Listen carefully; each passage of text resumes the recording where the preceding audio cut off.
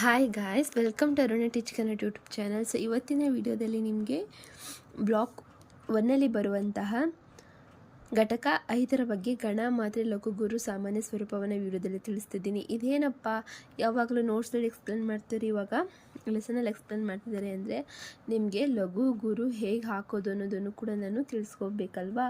So ಆದ್ದರಿಂದ ನಿಮಗೆ text ಬುಕ್ನಲ್ಲೇ ನಿಮಗೆ ಎಕ್ಸ್ಪ್ಲೇನ್ ಮಾಡ್ತೀನಿ. ಕೊನೆಯಲ್ಲಿ ನಿಮಗೆ ನೋಟ್ಸ್ ಮಾಡ್ಕೊಂಡು ಓದ್ಕೊಳ್ಳೋದಕ್ಕೆ ನಾನು ಫೋಟೋ ಥರ ತೋರಿಸ್ತೀನಿ ನಿಮಗೆ ವಿಡಿಯೋದಲ್ಲಿ. ನೀವು ಸ್ಕ್ರೀನ್ಶಾಟ್ ತೊಗೊಂಡು ನೋಟ್ಸ್ ಮಾಡ್ಕೊಳ್ಳಿ ಅಂತ ಹೇಳ್ತಾ, so let's start the video.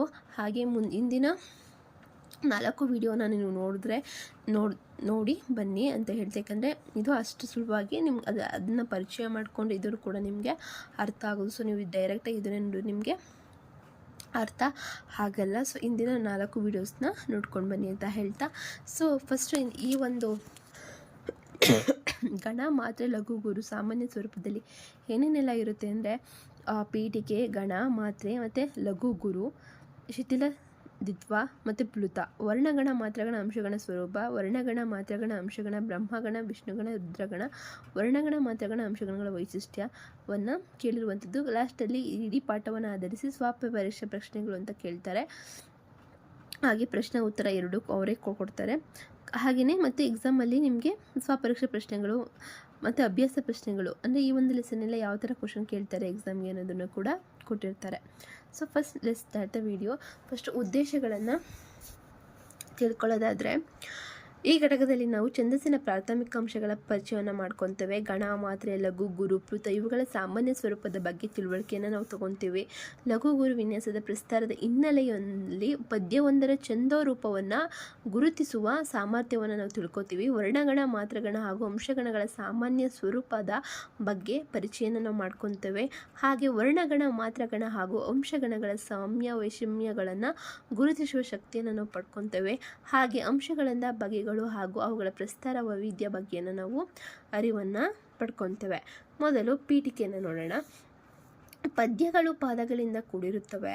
ಪಾದಗಳು ಗಣ ಪ್ರಾಸ ನಿಯಮವನ್ನು ಒಳಗೊಂಡಿರುವ ಶುದ್ಧ ಗುಚ್ಛಗಳು. ಪದ್ಯಪಾದಗಳು ಗಣ ವಿಭಜನೆಯಲ್ಲಿ ವಿಭಿನ್ನ ರೀತಿಯಿಂದ ಕೂಡಿರುತ್ತೆ. ಅದಕ್ಕನುಗುಣವಾಗಿ ಪಾದಗಳು ವರ್ಣಗಣ ಮಾತ್ರಗಣ ಅಂಶಗಳಿರುತ್ತವೆ. ಕನ್ನಡ ಸಾಹಿತ್ಯದಲ್ಲಿ ಸಂಸ್ಕೃತ ಛಂದಸ್ಸಿನ ನಿಯಮಕ್ಕೆ ಒಳಪಟ್ಟ ಕಾವ್ಯಗಳು ಇವೆ. ಹಾಗೆಯೇ ಕನ್ನಡ ಛಂದಸ್ಸಿನ ನಿಯಮಕ್ಕೆ ಒಳಪಟ್ಟ ಕಾವ್ಯಗಳು ಕೂಡ ಇವೆ. ಹಾಗಾಗಿ ಕನ್ನಡ ಛಂದಸ್ಸಿನ ಅಕ್ಷರ ಛಂದಸ್ಸು, ಮಾತ್ರ ಛಂದಸ್ಸು, ಅಂಶ ಛಂದಸ್ಸುಗಳೆಂದು 3 ವಿಧಗಳಿವೆ. ಸಂಸ್ಕೃತದಿಂದ ಬಂದಿರುವ ವೃತ್ತಗಳು ವರ್ಣಗಳ ನಿಯಮಗಳಿಗೆ ಅನುಗುಣವಾಗಿದ್ದು ಅಕ್ಷರ ಛಂದಸ್ಸಿಗೆ ಒಳಪಡುತ್ತದೆ. ಕಂದರಗಳೇ ಷಟ್ಪದಿಗಳು ಮಾತ್ರಗಣಾತ್ಮಕವಾಗಿದ್ದು ಮಾತ್ರ ಛಂದಸ್ಸಿಗೆ ಒಳಪಡುತ್ತದೆ. ಕರ್ನಾಟಕ ವಿಷಯ ಜಾತಿ ಛಂದಸ್ಸುಗಳಾದ ಅಂಶ ಷಟ್ಪದಿ, ತ್ರಿಪದಿ, ಸಾಂಗತ್ಯ, ಎಳೆ, ಮಾದನವತಿ, ಗೀತಿಕೆ, ಅಕ್ಕರಿಕೆಯ ಚೌಪದಿ ಹಾಗೆ ಛಂದವಂತಸ, ಉತ್ಸಾಹ ಈ ಛಂದರೂಪಗಳ ಅಚ್ಚ ಕನ್ನಡ ಛಂದಸ್ಸಿನ ಮಟ್ಟುಗಳಾಗಿದ್ದು ಅಂಶಗಣಗಳ ನಿಯಮಕ್ಕೆ ಒಳಪಟ್ಟು ಛಂದಸ್ಸಿಗೆ ಸೇರುತ್ತವೆ. ಹೀಗೆ ಛಂದಶಾಸ್ತ್ರದಲ್ಲಿ ಗಣ ಮಾತ್ರೆ ಲಘು ಗುರು ಹಾಗೂ ವರ್ಣಗಣ ಮಾತ್ರಗಣ ಅಂಶಗಣ ಮೊದಲಾದವು ಮೇಲಿಂದ ಮೇಲೆ ಬಳಕೆಯಾಗುತ್ತವೆ. ಆದ್ದರಿಂದ ಇವುಗಳ ಬಗ್ಗೆ ಖಚಿತವಾದ ಪರಿಜ್ಞಾನವನ್ನು ನಾವು ಪಡೆದುಕೊಂಡ್ರೆ ಅಂದರೆ ನಮಗೆ ತುಂಬ ಒಳ್ಳೆಯದು. ಗಣ ಮಾತ್ರೆ ಲಘು ಗುರು ಏನಕ್ಕೆ ತಿಳ್ಕೊಬೇಕು ಅಂತಂದರೆ, ನಮಗೆ ಈ ಒಂದು ಟೆಕ್ಸ್ಟ್ ಬುಕ್ 3ರಿಂದ ಪತ್ರಿಕೆ 3ರಿಂದ ನಮಗೆ ಬ್ಲಾಕ್ 1ನಿಂದ ನಮಗೇನು ಕೇಳ್ತಾರೆ ಅಂತಂದರೆ, ಗಣ ವಿಂಗಡಿಸಿ ಲಘು ಗುರು ಮಾತ್ರ ಹಾಕಿ ಗಣ ವಿಂಗಡಿಸಿ ಅಂತ ಕೇಳ್ತಾರೆ. ಹಾಗೆ ಯಾವ ಒಂದು ಪದ್ಯ, ಕಂದ ಪದ್ಯನ, ವಾರ್ಧಕ ಷಟ್ಪದಿ, ಯಾವ ಷಟ್ಪದಿಯನ್ನು ಬರೀಬೇಕು ಅಂತಲೂ ಕೂಡ ಹೇಳ್ತಾರೆ. ಸೊ ಇನ್ನೊಂದು ನಿಮಗೇನೆಂದರೆ, ನಿಮಗೆ ಟೆಕ್ಸ್ಟ್ ಬುಕ್ನಲ್ಲೇ ಅದನ್ನು ಆರಿಸಿ ಕೊಟ್ಟಿರ್ತಾರೆ. ನಾವು ಏನು ಫಸ್ಟ್ ಇಯರ್ ಸೆಕೆಂಡ್ ಇಯರಲ್ಲಿ ಏನು ಓದು ಬಂದಿದ್ವಿ ಅಲ್ಲಿರುವಂತಹ ಕೆಲವು ಕಾವ್ಯಗಳನ್ನು ಒಂದು ಕವಿಗಳು ಬರೆದಿರುವಂಥದ್ದು ಅಲ್ಲಿಂದ ಆರಿಸಿ ನಮಗೆ ಹಳಗನ್ನಡದಿಂದ, ನಡುಗನ್ನಡದಿಂದ ಹಾಗೆ ಹೊಸಗನ್ನಡದಿಂದ ಕೂಡ ನಮಗೆ ಕೊಟ್ಟಿರ್ತಾರೆ. ಸೊ ನಾವು ಅದನ್ನು ನಮಗೆ ಅರ್ಥ ಆಗಿಲ್ಲ ಅಂತಂದರೆ ನಮಗೆ ಟೆಕ್ಸ್ಟ್ ಬುಕ್ನಲ್ಲೇ ಆಧರಿಸಿ ನಮ್ಗೆ ಕೊಟ್ಟಿರ್ತಾರೆ. ಸೊ ನೀವು ಅದನ್ನು ಫೈಂಡ್ ಔಟ್ ಮಾಡಬೇಕು. ಸೊ ನಿಮಗೆ ಲೆಸನ್ನನ್ನು ಖಂಡಿತ ನೀವು ಎಲ್ಲ ಲೆಸನ್ ನೀವು ಫಾಲೋ ಮಾಡಿದ್ರೆ ನಾನು ಹೇಳ್ತೇನೆ ಯಾವುದನ್ನು ಎಲ್ಲ ಕೊಡ್ತಾರೆ, ನೀವು ಯಾವುದನ್ನು ಓದ್ಕೊಬೇಕು ಅಂತ.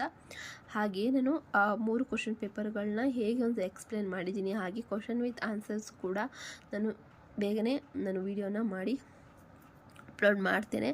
ಸೊ ವೆಯ್ಟ್ ಮಾಡ್ತಾಯಿರಿ ಅಂತ ಹೇಳ್ತಾನೆ. ಹೇಗೆ ಕ್ವಶನ್ಸು ಆ್ಯಂಡ್ ವಿತ್ ಆನ್ಸರ್ ಹೇಗೆ ಬರೀಬೇಕು ಅನ್ನೋದನ್ನು ಕೂಡ ನಿಮಗೆ ಇನ್ನೊಂದು ವಿಡಿಯೋದಲ್ಲಿ ಎಕ್ಸ್ಪ್ಲೇನ್ ಮಾಡ್ತೀನಿ. With answer, question with answer ಅಂತ ಹೇಳ್ತಾ ಕ್ವಶನ್ ಸಾಲ್ವ್ ಮಾಡಿ ಇವಾಗ ನಾನು ಏನಕ್ಕೆ ನಿಮಗೆ ಟೆಕ್ಸ್ಟ್ ಬುಕ್ಕಲ್ಲಿ ಎಕ್ಸ್ಪ್ಲೇನ್ ಮಾಡ್ತಿದ್ದೀನಿ ಅಂತ ಗೊತ್ತಾಗುತ್ತೆ ನೋಡಿ. ಗಣ ಎಂದ್ರೇನು? ಹಾಗೆ ಹೇಳ್ದಂಗೆ ಎರಡು ತಾಳಗಳ ನಡುವೆ ಬರುವ ಅಕ್ಷರಗಳ ಸಮೂಹಕ್ಕೆ, ಅಂದರೆ ಎರಡು ತಾಳಗಳ ನಡುವೆ ಬರುವ ಅಕ್ಷರಗಳ ಸಮೂಹಕ್ಕೆ ಗಣ ಎಂದು ಹೇಳಲಾಗುತ್ತೆ. ಅಂದರೆ ಇವುಗಳಿಂದ ಲಯದ ಪ್ರತಿಯಾಗುತ್ತದೆ. ಹೇಳಿ ಕೇಳಿ ಛಂದಸ್ಸು ಪದ್ಯಕ್ಕೆ ಸೀಮಿತವಾದ ಶಾಸ್ತ್ರ. ಪದ್ಯದ ಸಾಲುಗಳಲ್ಲಿ ಛಂದಸ್ಸಿನಲ್ಲಿ ಪಾದ ಎಂದು ಕರೆಯುತ್ತಾರೆ. ಪದ್ಯವು ಪಾದದಿಂದ ಕೂಡಿರುತ್ತದೆ. ಹಾಗೆಯೇ ಪದ್ಯದ ಪಾದವು ಗಣಗಳಿಂದ ಕೂಡಿರುತ್ತದೆ. ಹಾಗಾಗಿ ಗಣ ಎಂದರೆ ಕೆಲವು ನಿಯಮಗಳಿಗೆ ಅನುಸಾರವಾಗಿ ವಿಂಗಡಿಸಿದ ಅಕ್ಷರಗಳ ಗುಂಪು. ಉದಾಹರಣೆಗೆ ಈ ಪದ್ಯದ ಸಾಲುಗಳನ್ನು ಗಮನಿಸಬಹುದು. ಮೊದಲ ತಾಯ ಹಾಲ ಕುಡಿದು ಲಲ್ಲೆಯಿಂದ ತೊದಲ ನುಡಿದು. ಸೊ ನಾವಿಲ್ಲಿ ನೋಡಬಹುದು ಗಣ ಅಂದರೆ ಇದೇನು ಭಾಗ ಇದು ಮಾಡಿದಾರಲ್ವಾ, ಅದನ್ನು ಗಣ ಅಂತ ಕರಿತೇವೆ. ಹಾಗೆಯೇ ಕೆನ್ನೆಯೊಂದು ಮಾಡಿ ನಗುವ ನನ್ನ ನಿನ್ನ ನೋಡಿ ಕನ್ನಡಿಯಲ್ಲಿ ಒಂದು ಜೋಡಿ ನಕ್ಕು ಬಿಡಲಿ ಮೆನುಗು. ಇದು ಮೊದಲನೇದು BM ಶ್ರೀ ಅವರ ಕಾಣಿಕೆಯದು. KSನ ನಕ್ಕು ನಗಿಸಿದು. ಅರ್ಥ ಆಯಿತಾ? ನಾವು BM ಶ್ರೀ ಆಗಿ KS ಅವ್ರ ಬಗ್ಗೆ ನಾವು ತಿಳ್ಕೊಂಡಿದ್ದೀವಲ್ವ, ನಾವು ಅವನ್ನು ನಮ್ಮ ಸೆಕೆಂಡ್ ಇಯರಲ್ಲೆಲ್ಲ. ಸೊ ಇದು ಹೊಸ ಕನ್ನಡ ಆಯಿತಾ. ಸೊ ನೆಕ್ಸ್ಟ್ ಇಲ್ಲಿ ನಾವು ನೋಡ್ಬೋದು, ಇಲ್ಲಿನ ಉದಾಹರಣೆಗಳನ್ನು ನೋಡ್ಬೋದು. ಪ್ರತಿ ಪಾದದಲ್ಲಿಯೂ 4 ತಾಳಗಳು ಏರ್ಪಡುತ್ತವೆ. ಎಂತಲೇ ಇಲ್ಲಿ 4 ಖಂಡಗಳು ಅಥವಾ ಗಣಗಳಿವೆ. ಒಂದಕ್ಕೂ ಇನ್ನೊಂದಕ್ಕೂ ನಡುವೆ ನಿರ್ದಿಷ್ಟವಾದ ಕಾಲದ ಅಂತರವಿದೆ ಅಲ್ವಾ. 3 ಮಾತ್ರೆಯ 4 ಗಣಗಳು ಇಲ್ಲಿವೆ. 1 ಗಣ, 2 ಗಣ, 3 ಗಣ, 4 ಗಣ. ಇದನ್ನು ಗಣಗಳು ಅಂತಾರೆ. ಅರ್ಥ ಆಯ್ತಾ? ಒಂದಕ್ಕೂ ಇನ್ನೊಂದಕ್ಕೂ ನಡುವೆ ನಿರ್ದಿಷ್ಟವಾದ ಕಾಲಾಂತರ ಮಾತ್ರೆ 4 ಗಣಗಳು. ಇದಾದ್ದರಿಂದ ಕೆಲವು ನಿಯಮಗಳಿಗೆ ಅನುಸಾರವಾಗಿ ವಿಂಗಡಿಸಿದ ಅಕ್ಷರಗಳ ಗುಂಪು ಅಥವಾ ಮಾತ್ರೆ ಅಥವಾ ಅಂಶಗಳ ಕಟ್ಟುಗಳನ್ನು ನಾವು ಗಣ ಅಂತ ಕರಿತೇವೆ. ಸಾಮಾನ್ಯವಾಗಿ ವಿಶಾಲವಾದ ಅರ್ಥದಲ್ಲಿ ಗಣವೆಂದರೆ ಪದ್ಯ ಭಾಗದಲ್ಲಿ ಪ್ರಕಟವಾಗುವ ಒಂದೇ ಸಾಮ್ಯದ ಅಥವಾ ಹೊಂದಾಣಿಕೆಯ ವಿಭಿನ್ನ ಕಾಲ ಸಾಮ್ಯಗಳ ಕೆಲವು ಲಯ ಘಟಕಗಳು ನಡುವಣ ಮಾತ್ರ ಅಕ್ಷರ ಕಟ್ಟುಗಳು ಎನ್ನಲಾಗಿದೆ. ಅರ್ಥ ಆಯ್ತಾ? ಹಾಗೆ ಅಲ್ಲದೆ ಅಕ್ಷರಗಳನ್ನು ಆಧರಿಸಿದ ಗಣ ವ್ಯವಸ್ಥೆಯನ್ನು ಅಕ್ಷರಗಣವೆಂದು, ಮಾತ್ರೆಗಳನ್ನು ಆಧರಿಸಿದ ಗಣವ್ಯವಸ್ಥೆಗೆ ಮಾತ್ರೆಗಣವೆಂದು, ಅಂಶಗಳನ್ನು ಆಧರಿಸಿದ ಗಣವ್ಯವಸ್ಥೆಗೆ ಅಂಶಗಣವಂತ ಹೇಳ್ತೇವೆ. ಇನ್ನು ಸ್ಪಷ್ಟವಾಗಿ ನಮಗೆ ತಿಳಿಸುವುದಾದರೆ ವರ್ಣಗಣ ನಿಯಮಕ್ಕೆ ಒಳಪಟ್ಟ ಪದ್ಯವು ವರ್ಣವೃತ್ತ ಅಥವಾ ವರ್ಣ ಅಥವಾ ಅಕ್ಷರ ಛಂದಸ್ಸು ಅಂತ ಕರಿತೇವೆ. ಮಾತ್ರೆಗಣ ನಿಯಮಕ್ಕೆ ಒಳಪಟ್ಟು ಪದ್ಯವು ಮಾತ್ರ ಛಂದಸ್ಸು, ಅಂಶಗಣದ ನಿಯಮಕ್ಕೆ ಒಳಪಟ್ಟು ಪದ್ಯವು ಅಂಶ ವೃತ್ತ ಎನಿಸುತ್ತದೆ. ವೃತ್ತಕ್ಕೆ 3 ಅಕ್ಷರಕ್ಕೆ 1 ಗಣವೆಂದು ನಿಯತ. ಅಂದರೆ ನೋಡಿ 1, 2, 3 ಇಲ್ಲಿ 3 ಇದೆ. 3ಕ್ಕೆ ಗಣ ವಿಂಗಡಿಸೋದು. ಇಲ್ಲೇನಕ್ಕೆ 2ಕ್ಕೆ ಅಂತ ನೀವು ಹೇಳ್ಬೋದು. ಇಲ್ಲಿ ನಾವು ಓದ್ಬೀಳದಲ್ಲಿ ನಾವು ತಿಳ್ಕೊಂಡಾಗ ಗುರು 2, ಲಘು 1 ಆದ್ದರಿಂದ ಇಲ್ಲಿ 3 ಇದೆ. ಸರಿನಾ? ಕನ್ಫ್ಯೂಸ್ ಆಗಬೇಡಿ. ಅರ್ಥ ಆಯ್ತಾ? ವೃತ್ತಕ್ಕೆ 3 ಅಕ್ಷರಗಣವೆಂದು ನಿಯತಿ. ಇದು ಪಿಂಗಾಲಿನಿಂದ ಪ್ರಚಲಿತವಾದ ಪದ್ಧತಿ ಎಂದು ಗುರುತಿಸಲಾಗಿದೆ. ಇಲ್ಲಿ ತಾಳದ ಪ್ರಶ್ನೆಯೇ ಇಲ್ಲ, ಯಾಂತ್ರಿಕ ವಿಭಜನೆಯಷ್ಟೇ ಮುಖ್ಯ. ಪಿಂಗಾಲಿನ ಲಂ ಸಮುದ್ರಗಣ ಎಂಬುದನ್ನು ಆಧರಿಸಿರುತ್ತದೆ. 4 ಲಘ್ವಾಕ್ಷರಗಳ ಸಮೂಹ ಗಣವೆನಿಸಿಕೊಳ್ಳುತ್ತದೆ. ಇದಕ್ಕೆ ವ್ಯತಿರಿಕ್ತವಾಗಿ 2 ಅಕ್ಷರಗಳಿವೆ. ಅದ್ಯಾವುದಪ್ಪ ಅಂದರೆ 1 ಗಣ 4 ಅಕ್ಷರಗಳಿಗೆ, 1 ಗಣ 5 ಅಕ್ಷರಗಳಿಗೆ 1 ಗಣವೆಂದು ಕಲ್ಪಿಸಿರುವುದುಂಟು. ಆದರೆ ಗಣದ ಈ ಪರಿಕಲ್ಪನೆಗಳು ಈಗ ಉಳಿದಿಲ್ಲ. ಗಣವನ್ನು ಕೆಲವು ನಿಯಮಗಳನುಸಾರವಾಗಿ ವಿಂಗಡಿಸಿದ ಅಕ್ಷರಗಳ ಗುಂಪು ಎಂದು ವ್ಯಾಪಕವಾಗಿ ಲಕ್ಷಣಿಸಿದೆ. ಗಣವನ್ನು ಅಕ್ಷರಗಳ ಸಮೂಹ ಎನ್ನುವಾಗ ಸ್ವರ ಮಾತ್ರ ಅಕ್ಷರವೆಂಬುದನ್ನು, ಸ್ವರ ಸೇರದ ಬರಿಯ ವ್ಯಂಜನ ಅಕ್ಷರವೆಲ್ಲವೆಂಬುದನ್ನು ನಾವು ನೆನಪಿನಲ್ಲಿಡಬೇಕು. ಹಾಗೆ ಅಕ್ಷರ ಎಂದರೆ ಒಂದು ಸ್ವರ ಮತ್ತು ಒಂದೇ ಸ್ವರ, ಅದರಲ್ಲಿ ಅನೇಕ ವರ್ಣಗಳಿರಬಹುದು. ವ್ಯಂಜನ ವರ್ಣವೇ ಹೊರತು ಅಕ್ಷರವಲ್ಲ. ಸ್ವರ ವರ್ಣವೂ ಹೌದು, ಅಕ್ಷರವೂ ಹೌದು. ಗಣವನ್ನು ಗುರುತಿಸುವಲ್ಲಿ ಸ್ವರಕ್ಕೆ ಅದರ ಕಾಲಗಣನೆಗೆ ಪ್ರಾಮುಖ್ಯತೆ ಏನೆಂಬುದನ್ನು ನಾವು ಅರಿತಿರಬೇಕು.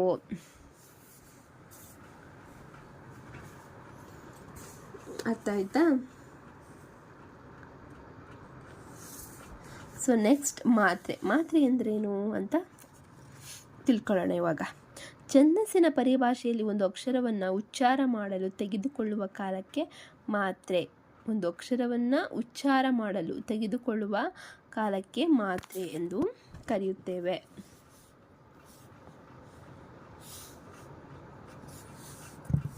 ಒಂದು ಅಕ್ಷರ ಹ್ರಸ್ವವೋ ದೀರ್ಘವೋ ಎಂಬುದರ ಮೇಲೆ ಉಚ್ಚಾರಣೆಯ ಕಾಲ ನಿರ್ಧರಿತವಾಗಿರುತ್ತೆ ಅಲ್ವಾ.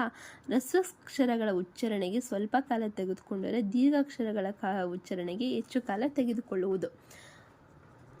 ಅದೇಗಪ್ಪ ಅಂದರೆ ನೋಡಿ, ಆ ಇದು ಹ್ರಸ್ವ ಸ್ವರ, ಇದು ದೀರ್ಘ ಸ್ವರ. ಅ ಅಷ್ಟೇ ಮುಗೀತಲ್ಲಿ ಹ್ರಸ್ವ ಸ್ವರ, ಬಟ್ ಇದು ದೀರ್ಘವಾಗಿರಬೇಕು. ಆ ಸೊ ಅದನ್ನು ಆ ಒಂದು ಸಮಯವನ್ನು ಏನು ತಗೊತೀವಿ ಅದನ್ನು ಮಾತ್ರೆ ಅಂತ ಕರೀತಾರೆ. ಅರ್ಥ ಆಯ್ತಾ? ಸೊ ಇದನ್ನು ಶಬ್ದಾನುಸಾರದಲ್ಲಿ ಹ್ರಸ್ವವೇ ಸ್ವಯಂ ಸ್ವಲ್ಪ ಕಾಲ ಮಚ್ಚರತ ಇತಿ ಹ್ರಸ್ವಂ ದೃಢಾತಿ ಉಚ್ಚಾರಯಿತ ಮುಖಬಿಲಂ ದಿಧಾರಾಯಿತಿ ದೀರ್ಘ ಎಂದು ಲಕ್ಷಣಿಸಿದೆ. ಇದರಿಂದ ಸ್ವಲ್ಪ ಕಾಲದಲ್ಲಿ ಉಚ್ಚರಿಸಲ್ಪಡುವುದು ಹ್ರಸ್ವಾಕ್ಷರವೆಂದು, ದೀರ್ಘಾಕ್ಷರದಲ್ಲಿ ಉಚ್ಚರಿಸುವುದು ದೀರ್ಘಾಕ್ಷರವೆಂದು ತಿಳಿಯುತ್ತದೆ. ಈ ಹ್ರಸ್ವ ದೀರ್ಘಗಳ ಛಂದಸ್ಸಿನ ತಳಹದಿ ಗಣಗಳ ಮೂಲ ಘಟಕಗಳು ಇವೆ. ಹ್ರಸ್ವ ದೀರ್ಘಾಕ್ಷರಗಳನ್ನು ಅಳೆಯಲು ಅಥವಾ ಗುರುತಿಸಲು ಬಳಸುವ ಮಾನದಂಡವೇ ಮಾತ್ರೆ. ಹ್ರಸ್ವ ಸ್ವರ ದೀರ್ಘಾಕ್ಷರಗಳನ್ನು ಅಳೆಯಲು ಅಥವಾ ಗುರುತಿಸಲು ಬಳಸುವ ಮಾನದಂಡವನ್ನೇ ನಾವು ಮಾತ್ರೆ ಅಂತಲೂ ಕರಿತೀವಿ. ಹಾಗೆ ಒಂದು ಅಕ್ಷರ ಉಚ್ಚಾರ ಮಾಡಲು ತೆಗೆದುಕೊಳ್ಳುವ ಕಾಲಕ್ಕೆ ಮಾತ್ರೆ ಅಂತ ಕರಿತೇವೆ. ಅರ್ಥ ಆಯ್ತಾ? ಸೊ ನೆಕ್ಸ್ಟ್, ಅದೇ ಶಬ್ದಾನುಸಾರದಲ್ಲಿ ಇದರ ಸ್ವರೂಪದ ಬಗ್ಗೆಯೂ ಸ್ವಲ್ಪ ಮಟ್ಟಿಗೆ ಪ್ರಸ್ತಾಪಿಸಲಾಗಿದೆ. ಈ ಪ್ರಕಾರ ಗುಬ್ಬಚ್ಚಿಯ ಉಲುಹು ಏಕಮಾತ್ರಕ, ಕಾಗೆಯ ಕೂಗು ದ್ವಿಮಾತ್ರಕ, ನವಿಲು ಕೂಗು ತ್ರಿಮಾತ್ರಕ, ಮುಂಗುಸಿ ಸದ್ದು ಮಾಡುವುದು ಅರ್ಧ ಮಾತ್ರಕ, ಉದಯ ಕಾಲಕ್ಕೆ ಸರಿಯಾಗಿ ಕೋಳಿ ಸದ್ದ ಕಂಠದಲ್ಲಿ 3 ಬಾರಿ ಕೂಗುತ್ತದೆ. ಅವು ಕ್ರಮವಾಗಿ ಹ್ರಸ್ವ ಮತ್ತು ದೀರ್ಘ ಪ್ಲುತಗಳಾಗುತ್ತವೆ. ಪ್ಲುತ ಅಂದ್ರೇನು ಅಂತ ನಾವು ಮುಂದೆ ತಿಳ್ಕೊಳ್ಳೋಣ. ಹ್ರಸ್ವ ಸ್ವರಗಳು ಒಂದು ಮಾತ್ರ ಬೆಲೆಯನ್ನು ಹೊರುತ್ತದೆ, ಆದರೆ ಅದಕ್ಕೆ ಲಘು ಎಂತಲೂ ದೀರ್ಘ ಸ್ವರಗಳ 2 ಮಾತ್ರೆಗಳ ಬೆಲೆಯನ್ನು ಹೊರುತ್ತದೆ. ಅದಕ್ಕೆ ಗುರು ಎಂತಲೂ ಹೇಳುತ್ತೇವೆ. 3 ಮಾತ್ರೆಗಳ ಕಾಲಕ್ಕೆ ಉಚ್ಚರಿಸಲ್ಪಡುವ ಅಕ್ಷರಗಳ ಪ್ಲುತ ಎನಿಸುವುದು.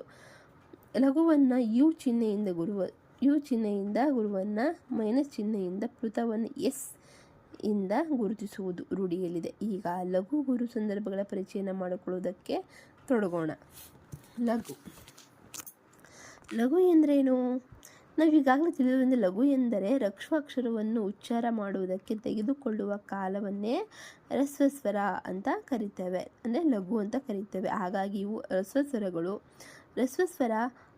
ಹ್ರಸ್ವಾಕ್ಷರ ಇಲ್ಲವೇ ವ್ಯಂಜನಗಳಿಂದ ಕೂಡಿದ ಹ್ರಸ್ವ ಸ್ವರ ಲಘುವಾಗುತ್ತದೆ. ಉದಾಹರಣೆಗೆ ಆ, ಎ, ಉ, ರು, ಎ, ಓ, ಕ, ಚಿ, ತು, ಚೆ, ಓ, ಖ, ಚಿ, ಥು, ಟೆ, ಪೊ, ನ ಇವು ಲಘ್ವಾಕ್ಷರಗಳು. ಇದನ್ನು ಪ್ರಸ್ತಾರದ ಮೂಲಕ ಗಮನಿಸೋಣ. ಬಿಸೋಡದಿರು, ಅಮಳ ಇರುಳು ಇಲ್ಲೆಲ್ಲ ಏನಿದೆ ಗುರುಗಳಾಗಿವೆ. ಎಷ್ಟು ಗಣಗಳಾಗಿವೆ? 4 ಗಣಗಳು ಬಂದಿವೆ. ಇಲ್ಲಿ ಬಳಕೆಯಾಗಿರುವುದು ಹ್ರಸ್ವಾಕ್ಷರಗಳು ಆಗಿರುವುದರಿಂದ ಅವುಗಳನ್ನು ಲಘುವಿನ ಯು ಸಂಜ್ಞೆಯಿಂದ ಗುರುತಿಸುತ್ತೇವೆ. ನೆಕ್ಸ್ಟ್, ಗುರು ಎಂದರೆ ಒಂದು ದೀರ್ಘಾಕ್ಷರವನ್ನು ಉಚ್ಚರಿಸಲು ತೆಗೆದುಕೊಳ್ಳುವ ಕಾಲ ಪರಿಣಾಮವೇ ಅಲ್ಲವೇ. ಹೀಗಾಗಿ ಅದನ್ನು ದೀರ್ಘಾಕ್ಷರ ಅಂತ ಕರಿತೇವೆ.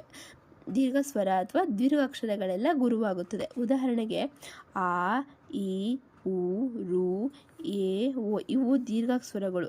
ಕಿ, ಕು, ಸಾ, ಸೆ ಇವು ಗುರುಕ್ಷರಗಳು. ಇನ್ನು ಕೆಲವು ಸಂದರ್ಭಗಳಲ್ಲಿ ಗುರು ಬರುವುದನ್ನು ಇಲ್ಲಿ ನಾವು ವಿಶೇಷವಾಗಿ ಗಮನಿಸೋಣ. ಅನುಸ್ವಾರದ ಹಿಂದಿನ ಅಕ್ಷರ ಹ್ರಸ್ವವಾಗಿದ್ದಾಗ ಗುರುವಾಗುತ್ತದೆ. ಉದಾಹರಣೆಗೆ ಕಂದ. ಸೊ ಇಲ್ಲಿ ಗುರು ಆಗಿದೆಯಲ್ಲ, ಕಂದ ನಿ. ಜಾನುಜ ರೆಲ್ಲಿದ, ರೆಂದೆ ನುಂ ಜನ, ನೀ ಬಂದು, ಬೆಸುಗೊಂ ಡೊಡನೆಂ. ಇಲ್ಲಿ ನೋಡೋಣ. ಇಲ್ಲಿ ಗೆರೆಯಲ್ಲಿ ತೋರಿಸಿರುವ ಕಂ, ರೆಂ, ನಂ, ಬಂ, ಗುಂ, ನೆಂ ಅಕ್ಷರಗಳನ್ನು ಗಮನಿಸಿದ್ರೆ ಇಲ್ಲಿ ಅನುಸ್ವಾರದ ಹಿಂದಿನ ಅಕ್ಷರ ಕಂ ಮತ್ತು ರೆಂ ಖ ಪ್ಲಸ್ ಆ ಪ್ಲಸ್ ಮ ಖ ಕಂ, ರು ಪ್ಲಸ್ ಎ ಪ್ಲಸ್ ಎಂ ಮ ರೆಂ ಆಗಿದೆ. ಇಲ್ಲಿ ಒಂದು ವ್ಯಂಜನ ಪ್ಲಸ್ ಒಂದು ಸ್ವರ ಪ್ಲಸ್ ಒಂದು ವ್ಯಂಜನ ಇದೆ. ವ್ಯಂಜನಗಳು ಸ್ವರದ ಸಹಾಯದಿಂದ ಉಚ್ಚರಿಸಲ್ಪಡುತ್ತದೆ. ಖ ಪ್ಲಸ್ ಆ ಪ್ಲಸ್ ಖ. ನೋಡಿ ಇಲ್ಲಿ ಖ ಒಂದೇ ಬರಲ್ಲ, ಖ ಜೊತೆ ಆನು ಬರುತ್ತೆ ನೋಡಿ, ಖ. ಸೊ ಖ ಇದು ಏನಾಗಿರುತ್ತೆ, ಅದು ಲಘು. ಗುರು ಆಗಿದ್ರೂ ನಾವು ಅದಕ್ಕೆ ಲಘುವನ್ನೇ ಹಾಕಬೇಕು. ಯಾಕಂದರೆ ಇಲ್ಲಿ ಖ ಜೊತೆ ಏನು ಬಂದಿದೆ, ಬಂದಿದೆ, ಖ ಆಗುತ್ತದೆ. ಇದಕ್ಕೆ ಲಘು ಎನ್ನುತ್ತೇವೆ. ಕಮ್ ಎನ್ನುವಲ್ಲಿ ವ್ಯಂಜನ ಇದೆ ಅಲ್ವಾ, ಕಮ್ ವ್ಯಂಜನ ಇದೆ. ಇದು ವ್ಯಂಜನಗಳು ಸ್ವತಂತ್ರವಾಗಿ ಉಚ್ಚರಿಸಲ್ಪಡುವುದಿಲ್ಲ, ಅವು ಸ್ವರದ ಸಹಾಯದಿಂದ ಉಚ್ಚರಿಸಲ್ಪಡುತ್ತದೆ. ಹಾಗಾಗಿ ವ್ಯಂಜನಗಳು ಅರ್ಧ ಮಾತ್ರೆಯ ಬೆಲೆಯನ್ನಷ್ಟೇ ಪಡೆಯುತ್ತವೆ. ಅರ್ಥ ಆಯ್ತಾ?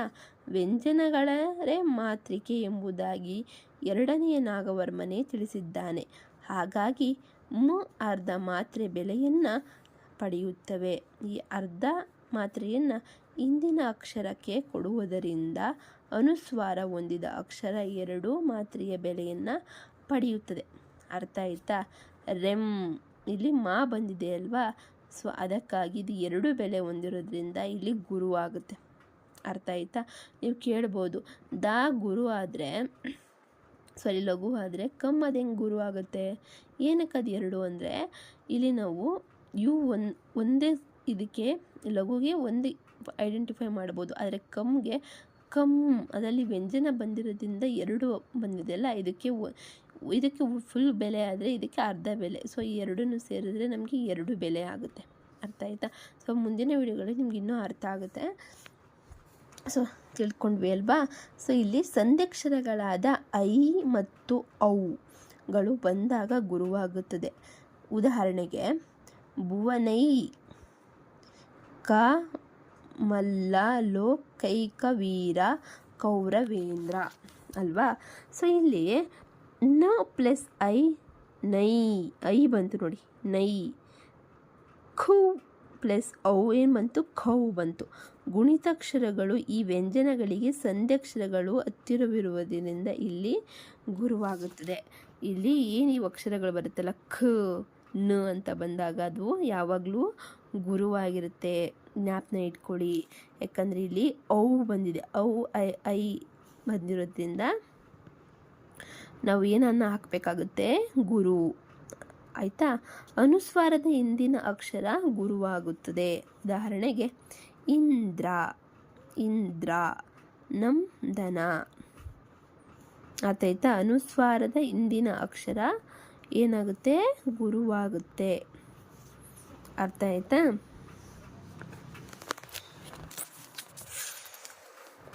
ಇಲ್ಲಿ ಈ ಅಕ್ಷರಗಳು ಅನುಸ್ವಾರದಿಂದ ಕೂಡಿ ಇಮ್ರಂ ಎಂದಾಗಿದೆ. ಆದ್ದರಿಂದ ಇವನ್ನ ಗುರು ಎಂದು ತಿಳಿಬೇಕು. ವಿಸರ್ಗದ ಹಿಂದಿನ ಅಕ್ಷರ ಗುರುವಾಗುತ್ತದೆ. ಉದಾಹರಣೆಗೆ ಪ್ರಾತಃ ಕಾಲ. ಅರ್ಥ ಆಯ್ತಾ? ಇಲ್ಲಿ ತಾ ಎಂಬ ಅಕ್ಷರ ವಿಸರ್ಗದಿಂದ ಕೂಡಿದೆ, ಆದ್ದರಿಂದ ಅದೇನಾಯಿತು, ಗುರು ಆಯಿತು. ಐದನೇದು ಸಂಯುಕ್ತಾಕ್ಷರಕ್ಕೆ ಒತ್ತಕ್ಷರಕ್ಕೆ ಹಿಂದಿರುವ ಅಕ್ಷರ ಏನಾಗುತ್ತೆ, ಗುರುವಾಗುತ್ತದೆ. ಉದಾಹರಣೆಗೆ ನೆಲ, ಕಿ, ತೆ, ವೆನೆಂದು ಬಗೆವಿರೆ, ಛಲಕಿ, ಜವೆನ್. ಇಲ್ಲಿ ಕಿ ಒತ್ತಕ್ಷರ, ಇದರ ಹಿಂದಿರುವ ಲ ರಕ್ಷ ಸ್ವರ, ಆದರೆ ಇದು ಒತ್ತಕ್ಷರದ ಹಿಂದಿನ ಅಕ್ಷರ ಆಗಿರೋದ್ರಿಂದ ಏನಾಗುತ್ತೆ, ಗುರು ಆಗುತ್ತೆ. ಇದು ಲಘು, ಬಟ್ ಇಲ್ಲಿ ಒತ್ತಕ್ಷರ ಇದೆಯಲ್ವ ಪಕ್ಕದ್ದು, ಸೊ ಅದಕ್ಕೆ ಏನು ಮಾಡಬೇಕಂದ್ರೆ ಕೀಗೆ ಲಘುವನ್ನು ಹಾಕಿ ಹಿಂದಿನ ಅಕ್ಷರಕ್ಕೆ ನಾವು ಗುರುವನ್ನು ಹಾಕಬೇಕಾಗುತ್ತೆ. ಅರ್ಥ ಆಯ್ತಾ? ಇಲ್ಲಿ ನೋಡಿ ಏನು ಹೇಳಿದ್ದಾರೆ. ಇಲ್ಲಿ ಕಿ ಒತ್ತಕ್ಷರ ಇರೋದ್ರಿಂದ ಇದರ ಹಿಂದಿರುವ ಲ ರಸ್ವ ಸ್ವರ, ಆದರೆ ಇದು ಒತ್ತಕ್ಷರದ ಹಿಂದಿನ ಅಕ್ಷರ ಒತ್ತಕ್ಷರದ ಹಿಂದಿನ ಅಕ್ಷರವಾದದ್ದರಿಂದ ಏನಾಗುತ್ತೆ, ಗುರು ಆಗುತ್ತೆ. ಒತ್ತಕ್ಷರದ ಹಿಂದಿನ ಅಕ್ಷರ ಯಾವಾಗಲೂ ಗುರು ಆಗುತ್ತೆ. ಅರ್ಥ ಆಯ್ತಾ? ಸೊ ನೆಕ್ಸ್ಟ್ 6ನೇದು ಅರ್ಕಾವತ್ತು ಬಂದಾಗ ಅರ್ಕಾವತ್ತಿನ ಹಿಂದಿನ ಅಕ್ಷರ ಗುರುವಾಗುತ್ತದೆ.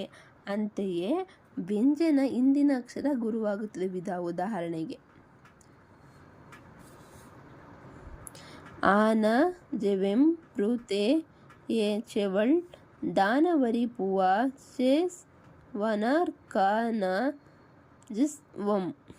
ಇಲ್ಲಿ ಗೆರೆ ಎಳೆದು ತೋರಿಸಿರುವ ಕ್ರ ಅಕ್ಷರ ಅರ್ಕಾವತ್ತಿನಿಂದ ಕೂಡಿದೆ ಅಲ್ವಾ. ಆದ್ದರಿಂದ ಈ ಹಿಂದಿನ ಅಕ್ಷರ ಇಲ್ಲಿ ಹಿಂದಿನ ಅಕ್ಷರ ನ ಇಲ್ಲಿ ಗುರುವಾಗುತ್ತದೆ.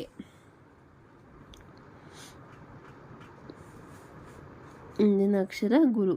ಅರ್ಕಾವತ್ತು ಬಂದಾಗ ಏನು ಮಾಡಬೇಕು, ಅದಕ್ಕೆ ಲಘುವನ್ನು ಹಾಕಿ ಹಿಂದಿನ ಅಕ್ಷರಕ್ಕೆ ಅದು ಲಘುವಾಗಿದ್ದರೂ ಗುರುವನ್ನು ಹಾಕಬೇಕು ಅರ್ಕಾವತ್ತು ಬಂದಾಗ. ಅರ್ಥ ಆಯ್ತಾ? ಇದು ಬಂದಾಗ ಅರ್ಕಾವತ್ತು ಬಂದಾಗ ಹಾಕಬೇಕು. ಹಾಗೆ ಒತ್ತಕ್ಷರದ ಹಿಂದಿನ ಅಕ್ಷರಕ್ಕೂ ನಾವು ಏನು ಹಾಕಬೇಕು, ಗುರುವನ್ನು ಹಾಕಬೇಕು, ಅದಕ್ಕೆ ಲಘುವನ್ನು ಹಾಕಬೇಕು. ಅರ್ಥ ಆಯ್ತಾ? ಒಂದು ಅಕ್ಷರ ಗುರುವಾಗಲು ಹಲವು ಕಾರಣಗಳಿದ್ದರೂ ಆ ಅಕ್ಷರವನ್ನು ಒಂದೇ ಗುರುವೆಂದು ಪರಿಗಣಿಸಬೇಕು. ಉದಾಹರಣೆಗೆ ಕಾಂತಿ, ಗಾಂಧಾರಿ. ಇಲ್ಲಿ ಕ ಮತ್ತು ಗ ದೀರ್ಘ ಸ್ವರವಾಗಿದ್ದರಿಂದ ಸಹಜವಾಗಿ ಗುರುವಾಗುತ್ತದೆ ಅಲ್ವಾ. ಇವುಗಳ ಮುಂದೆ ಕ್ರಮವಾಗಿ ಒತ್ತಕ್ಷರ ಮತ್ತು ಅನುಸ್ವಾರ ಇರುವುದರಿಂದಲೂ ಗುರುವಾಗುತ್ತದೆ. ಹೀಗೆ ಕ ಮತ್ತು ಗ ಗುರುವಾಗಲು ಎರಡು ಕಾರಣಗಳಿದ್ದರೂ ಅದು ಒಂದೇ ಗುರು. ಅರ್ಥ ಆಯ್ತಾ? ಈಗ ನಾವು ತಿಳಿದ ಹಾಗೆ ಒತ್ತಕ್ಷರ ಅಥವಾ ಸಂಯುಕ್ತಾಕ್ಷರದ ಹಿಂದಿನ ಅಕ್ಷರ ಅರ್ಕಾವತ್ತಿನ ಹಿಂದಿನ ಅಕ್ಷರ ಏನಾಗುತ್ತೆ, ಗುರುವಾಗುತ್ತದೆ. ಇನ್ನೊಮ್ಮೆ ಹೇಳ್ತೀನಿ, ಕೇಳಿಸ್ಕೊಳ್ಳಿ. ಒತ್ತಕ್ಷರ ಅಥವಾ ಸಂಯುಕ್ತಾಕ್ಷರ ಹಿಂದಿನ ಅಕ್ಷರ ಅರ್ಕಾವತ್ತಿನ ಮತ್ತು ಹಿಂದಿನ ಅಕ್ಷರ ನೋಡಿ, ಒತ್ತಕ್ಷರ, ಸಂಯುಕ್ತಾಕ್ಷರ, ಹಾಗೆ ಅರ್ಕಾವತ್ತಿನ ಹಿಂದಿನ ಅಕ್ಷರ ಏನಾಗುತ್ತೆ, ಗುರುವಾಗುತ್ತೆ. ಇದನ್ನು ಸರಿಯಾಗಿ ಜ್ಞಾಪನ ಇಟ್ಕೊಳ್ಳಿ ಎಂದು ಭಾವಿಸಿದ್ದೇವೆ ಅಲ್ವೇ. ಆದರೆ ಕೆಲವು ಸಂದರ್ಭಗಳಲ್ಲಿ ಇದಕ್ಕೆ ಅಪವಾದ ಉಂಟು. ಅಂದರೆ ಕೆಲವು ಸಂದರ್ಭಗಳಲ್ಲಿ ಅರ್ಕಾವತ್ತಿನ ಹಿಂದೆ ಅಕ್ಷರ ಗುರುವಾಗುವುದಿಲ್ಲ ಹಾಗೂ ದ್ವಿತ್ವಾಕ್ಷರ ಅಥವಾ ಒತ್ತಕ್ಷರದ ಹಿಂದಿನ ಅಕ್ಷರ ಗುರುವಾಗಲ್ವಂತೆ. ಅದು ಹೇಗೆ ನೋಡೋಣ. ಹಿಂಗೆ ಇದು ಒಂಥರ ತಲೆ ಹುಳ ಬಿಟ್ಟೆ ಹಂಗಾಗುತ್ತೆ. ಸೊ ಆದಷ್ಟು ಅರ್ಥ ಮಾಡ್ಕೊಳ್ಳೋಕೆ ಟ್ರೈ ಮಾಡೋಣ. ಉದಾಹರಣೆಗೆ, ಎರ್ದೆ ಕುಳಿರ್ ಗಾಳಿ ಅಮರ್ದ ನೇ ಚಿಮ್ ಅಂತಿದಲ್ಲ. ಇಲ್ಲಿ ನಿಯಮದ ಪ್ರಕಾರ ಎ ಳಿ ಮ ಗ ಅಕ್ಷರಗಳು ಗುರುವಾಗಬೇಕಿತ್ತು ಅಲ್ವೇ. ಆದರೆ ಇವು ಶಿಥಿಲ ದ್ವಿತ್ವಕ್ಕೆ ಉದಾಹರಣೆ ಆದ್ದರಿಂದ ಗುರುವಾಗುವುದಿಲ್ಲ. ಕೀಶಿರಾಜ ಹೇಳಿರುವ ಪ್ರಕಾರ ಶಿಥಿಲ ದ್ವಿತ್ವದ ಹಿಂದಿನ ಅಕ್ಷರ ಗುರುವಿಗೆ ಬದಲು ಲಘುವಾಗುತ್ತದೆ. ಶಿಥಿಲ ದ್ವಿತ್ವವೆಂದರೆ ಒತ್ತಿ ಉಚ್ಚರಿಸದೆ ತೇಲಿಸಿ ಉಚ್ಚರಿಸುವ ಅಕ್ಷರವನ್ನು ಎ ಳಿ ಮ ಗ ತೇಲಿಸಿ ಉಚ್ಚರಿಸುವ ಅಕ್ಷರವನ್ನು. ಆದ್ದರಿಂದ ದೆ ಗ ಮ ಕಿ ಇವುಗಳು ಹಿಂದಿನ ಅಕ್ಷರ ಗುರುವಾಗುವುದಿಲ್ಲ. ಅಂದರೆ ಇವುಗಳ ಮುಂದೆ ಬರುವ ಅರ್ಕಾವತ್ತನ್ನು ಮತ್ತು ಆ ಅರ್ಕಾವತ್ತಿನ ಹಿಂದಿನ ಅಕ್ಷರಗಳಾದ ಎ ಳಿ ಗ ಇವೇ ಮೊದಲಾದ ಅಕ್ಷರಗಳನ್ನು ಒತ್ತಿ ಉಚ್ಚರಿಸಬಾರದು, ತೇಲಿಸಿ ಉಚ್ಚರಿಸಬೇಕು. ಈ ನಿಯಮದಿಂದಾಗಿ ಎ ಳಿ ಮ ಗಳು ಲಘುವಾಗುತ್ತದೆ. ಅರ್ಥ ಆಯ್ತಾ?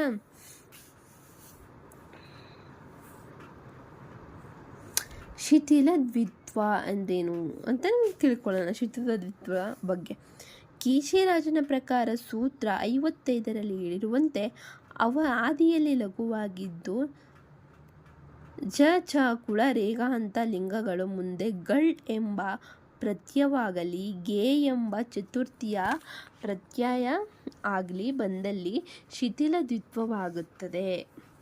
ದ್ವಿತ್ವಾಕ್ಷರವನ್ನು ಒತ್ತಿ ಉಚ್ಚರಿಸದೆ ತೀರಿಸಿ ಉಚ್ಚರಿಸುವುದಕ್ಕೆ ಶಿಥಿಲ ದ್ವಿತ್ವ ಅನ್ನುತ್ತೇವೆ. ಒತ್ತಿ ಉಚ್ಚರಿಸದೆ ತೀರಿಸಿ ಉಚ್ಚರಿಸುವುದಕ್ಕೆ ಶಿಥಿಲ ದ್ವಿತ್ವ ಅಂತ ಕರಿತೇವೆ. ಆದ್ದರಿಂದ ಅಂತಹ ಸಂದರ್ಭಗಳಲ್ಲಿ ಸಾಮಾನ್ಯವಾಗಿ ಇಂದಿನ ಅಕ್ಷರ ಗುರುವಾಗುವ ಬದಲು ಲಘುವಾಗುತ್ತೆ. ಇದಕ್ಕೆ ಇಂದಿನ ಉದಾಹರಣೆಯನ್ನು ನೋಡಿದ್ದೇವೆ ನಾವು. ಆದರೆ ಇನ್ನೆರಡು ಉದಾಹರಣೆಗಳನ್ನು ಕೊಟ್ಟು ಈ ಅಂಶವನ್ನು ಮತ್ತಷ್ಟು ನಮಗೆ ಅರ್ಥ ಮಾಡಿಸ್ತಾರಂತೆ, ನೋಡೋಣ. ಪರಪದದ ಅಧ್ಯಕ್ಷರ ರೇಫಸಹಿತವಾಗಿದ್ದರೆ ಶಿಥಿಲ ದ್ವಿತ್ವವಾಗುತ್ತದೆ. ಆಗ ಅದರ ಇಂದಿನ ಅಕ್ಷರ ಲಘುವಾಗಿ ಉಳಿಯುತ್ತದೆ. ಪ್ರಣಯದ ತ್ರಿಪತೆಗೆ ನಡೆತರೆ ತ್ರೀಣೆ ತ್ರನೂಲವಿಂ ದೇ ತಳ್ವಿ ದಂ ಮಸ್ತಕದೊಳ್. ಇಲ್ಲಿ ಈ ಚಿಹ್ನೆ ಶಿಥಿಲ ದ್ವಿತ್ವದ ಸೂಚಕವಾಗಿದೆ. ಇಲ್ಲಿ ಮೊದಲ ಪದದಲ್ಲಿರುವ ತ್ರಿ ಎಂಬುದು ಪರಪದದ ಅಧ್ಯಕ್ಷರ, ಎರಡನೆಯ ಪಾದದಲ್ಲಿರುವ ತ್ರಿ ಇದು ಕೂಡ ಪರಪದದ ಅಧ್ಯಕ್ಷರ. ಇದರ ಹಿಂದಿನ ಅಕ್ಷರ ಅಥವಾ ಪೂರ್ವಪದದ ಕೊನೆಯ ಅಕ್ಷರ ದ ಮತ್ತು ರೇ ಇಲ್ಲಿ ತ್ರಿ ದ್ವಿತ್ವಾಕ್ಷರವನ್ನು ಹೊತ್ತಿ ಉಚ್ಚರಿಸದೆ ತೀರಿ ಉಚ್ಚರಿಸಬೇಕಾಗುತ್ತದೆ. ಅದ ಪ್ರಯುಕ್ತ ದ ಮತ್ತು ರ ಅಕ್ಷರಗಳು ಗುರುವಾಗುವ ಬದಲು ಲಘುವಾಗುತ್ತೆ. ಅರ್ಥ ಆಯ್ತಾ? ಸೊ ಪೂರ್ವಪದದ ಅಂತ್ಯಕ್ಷರ ಹ್ರಸ್ವವಾಗಿದ್ದು ಉತ್ತರ ಪದದ ಅಧ್ಯಕ್ಷರ ದ್ವಿತ್ವವಾಗಿದ್ದರೆ ಅದು ಶಿಥಿಲ ದ್ವಿತ್ವಕ್ಕೆ ಉದಾಹರಣೆಯಾಗಿ ಇಲ್ಲಿ ನಾವು ನೋಡ್ಬೋದು. ಅರಸು ಗಳಿಗಿದು ವೀರ ದ್ವಿಜ್ವರಿಗೆ ಪರಮವೇದದ ಸಾರ ಯೋಗಿ ಸ್ವರರ. ಇಲ್ಲಿ ಪೂರ್ವಪದದ ವೀರ ಅದಕ್ಕೆ ಉತ್ತರ ಪದ ದ್ವಿಜ ಎಂಬುದಾಗಿದೆ. ಇಲ್ಲಿ ಇದು ದ್ವಿತ್ವಾಕ್ಷರ. ಇಂದಿನ ಅಂದರೆ ಪೂರ್ವಪದದ ಕೊನೆಯ ಅಕ್ಷರ ರ ಇದು ಹ್ರಸ್ವ. ಶಿಥಿಲ ದ್ವಿತ್ವದ ನಿಯಮದ ಪ್ರಕಾರ ಇದು ಗುರುವಾಗದೆ ಲಘುವಾಗಿಯೇ ಉಳಿಯುತ್ತೆ. ಈ ಬಗೆಯ ಅಪವಾದಗಳನ್ನು ಹೊರತುಪಡಿಸಿದರೆ ಉಳಿದಂತೆ ಗುರು ಬರುವ ನಿಯಮಗಳನ್ನು ನಾವು ಅರಿತುಕೊಳ್ಳೋದು ಒಳ್ಳೆಯದಂತೆ. ಈಗಾಗಲೇ ತಿಳಿಸಿದಂತೆ ಹ್ರಸ್ವ ದೀರ್ಘಗಳೇ ಅರ್ಥಾತ್ ಲಘು ಗುರುಗಳೇ ನಮ್ಮ ಛಂದಸ್ಸಿನ ತಾಳಹದಿ. ಗಣಗಳ ಮೂಲ ಘಟಕಗಳು ಇವೆ. ಆದ್ದರಿಂದ ಲಘು ಗುರುಗಳ ವಿನ್ಯಾಸವನ್ನು ಸ್ಪಷ್ಟವಾಗಿ ಅರ್ಥ ಮಾಡಿಕೊಂಡ್ರೆ ಮುಂದೆ ನಾವು ಅಭ್ಯಸಿಸಿದ ಛಂದಸ್ಸಿನ ವಿಚಾರಗಳು ನಮಗೆ ಸ್ಪಷ್ಟವಾಗಿ ತಿಳಿಯುತ್ತೆ ಅಂತ ಹೇಳ್ತಿದ್ದಾರೆ. ಪ್ಲುತಾಸ್ ಲಘು ಗುರುಗಳ ವಿಚಾರವನ್ನು ನೀವು ಈಗ ತಿಳಿದುಕೊಂಡಿದ್ದೀರಿ. ಈಗ ಪ್ಲುತ ಎಂದರೇನು ಎಂಬುದರ ಬಗ್ಗೆ ತಿಳಿದುಕೊಳ್ಳೋಣ. ಸ್ವಲ್ಪ ಕಾಲ ಉಚ್ಚರಿಸುವ ಅಕ್ಷರಕ್ಕೆ ಲಘುವೆಂತಲೂ ದೀರ್ಘಕಾಲ ಉಚ್ಚರಿಸುವ ಅಕ್ಷರಕ್ಕೆ ಗುರುವೆಂತಲೂ ತಿಳಿದಿದ್ದೇವೆ. ಕೆಲವು ಸಂದರ್ಭಗಳಲ್ಲಿ ದೀರ್ಘಾಕ್ಷರವನ್ನು ಸ್ವಲ್ಪ ಎಳೆದು ಉಚ್ಚರಿಸಬೇಕಾಗುತ್ತದೆ. ಆಗ ಅದು 2 ಮಾತ್ರೆಗಳಿಗಿಂತಲೂ ಅಧಿಕ ಕಾಲವನ್ನು ತೆಗೆದುಕೊಳ್ಳುತ್ತೆ. ಹೀಗೆ 2 ಮಾತ್ರೆಗಿಂತಲೂ ಅಧಿಕ ಕಾಲ ಉಚ್ಚರಿಸಲ್ಪಡುವ ಅಕ್ಷರಕ್ಕೆ ಪ್ಲುತ ಅಂತ ನಾವು ತಿಳ್ತೇವೆ. ಆದರೆ ಲಘು ಯು 1 ಮಾತ್ರೆಯ ಬೆಲೆ ಉಳ್ಳದಾಗಿದ್ದರೆ ಗುರು 2 ಮಾತ್ರೆಯ ಬೆಲೆ ಉಳ್ಳದ್ದು. ಪ್ಲುತಾಸ್ 3 ಮಾತ್ರೆಯ ಬೆಲೆಯುಳ್ಳದಾಗಿರುತ್ತೆ. ಪ್ಲುತಕ್ಕೆ ಉದಾಹರಣೆ ಕೊಕ್ಕೊ ಎಂದು ಕೋಳಿ ಕೂಗಿದ ವಗಳ್. ಪ್ಲುತಕ್ಕೆ ಸಂಬಂಧಿಸಿದಂತೆ ನಾಗವರ್ಮ ಕೇಶರಾಜರಿಬ್ಬರು 3 ಮಾತ್ರೆಯ ಬೆಲೆ ಕೊಟ್ಟು ಪ್ರಯೋಗದಲ್ಲಿ 2 ಮಾತ್ರೆಯನ್ನು ಬಳಸಿದಂತೆ ತೋರುತ್ತದೆ.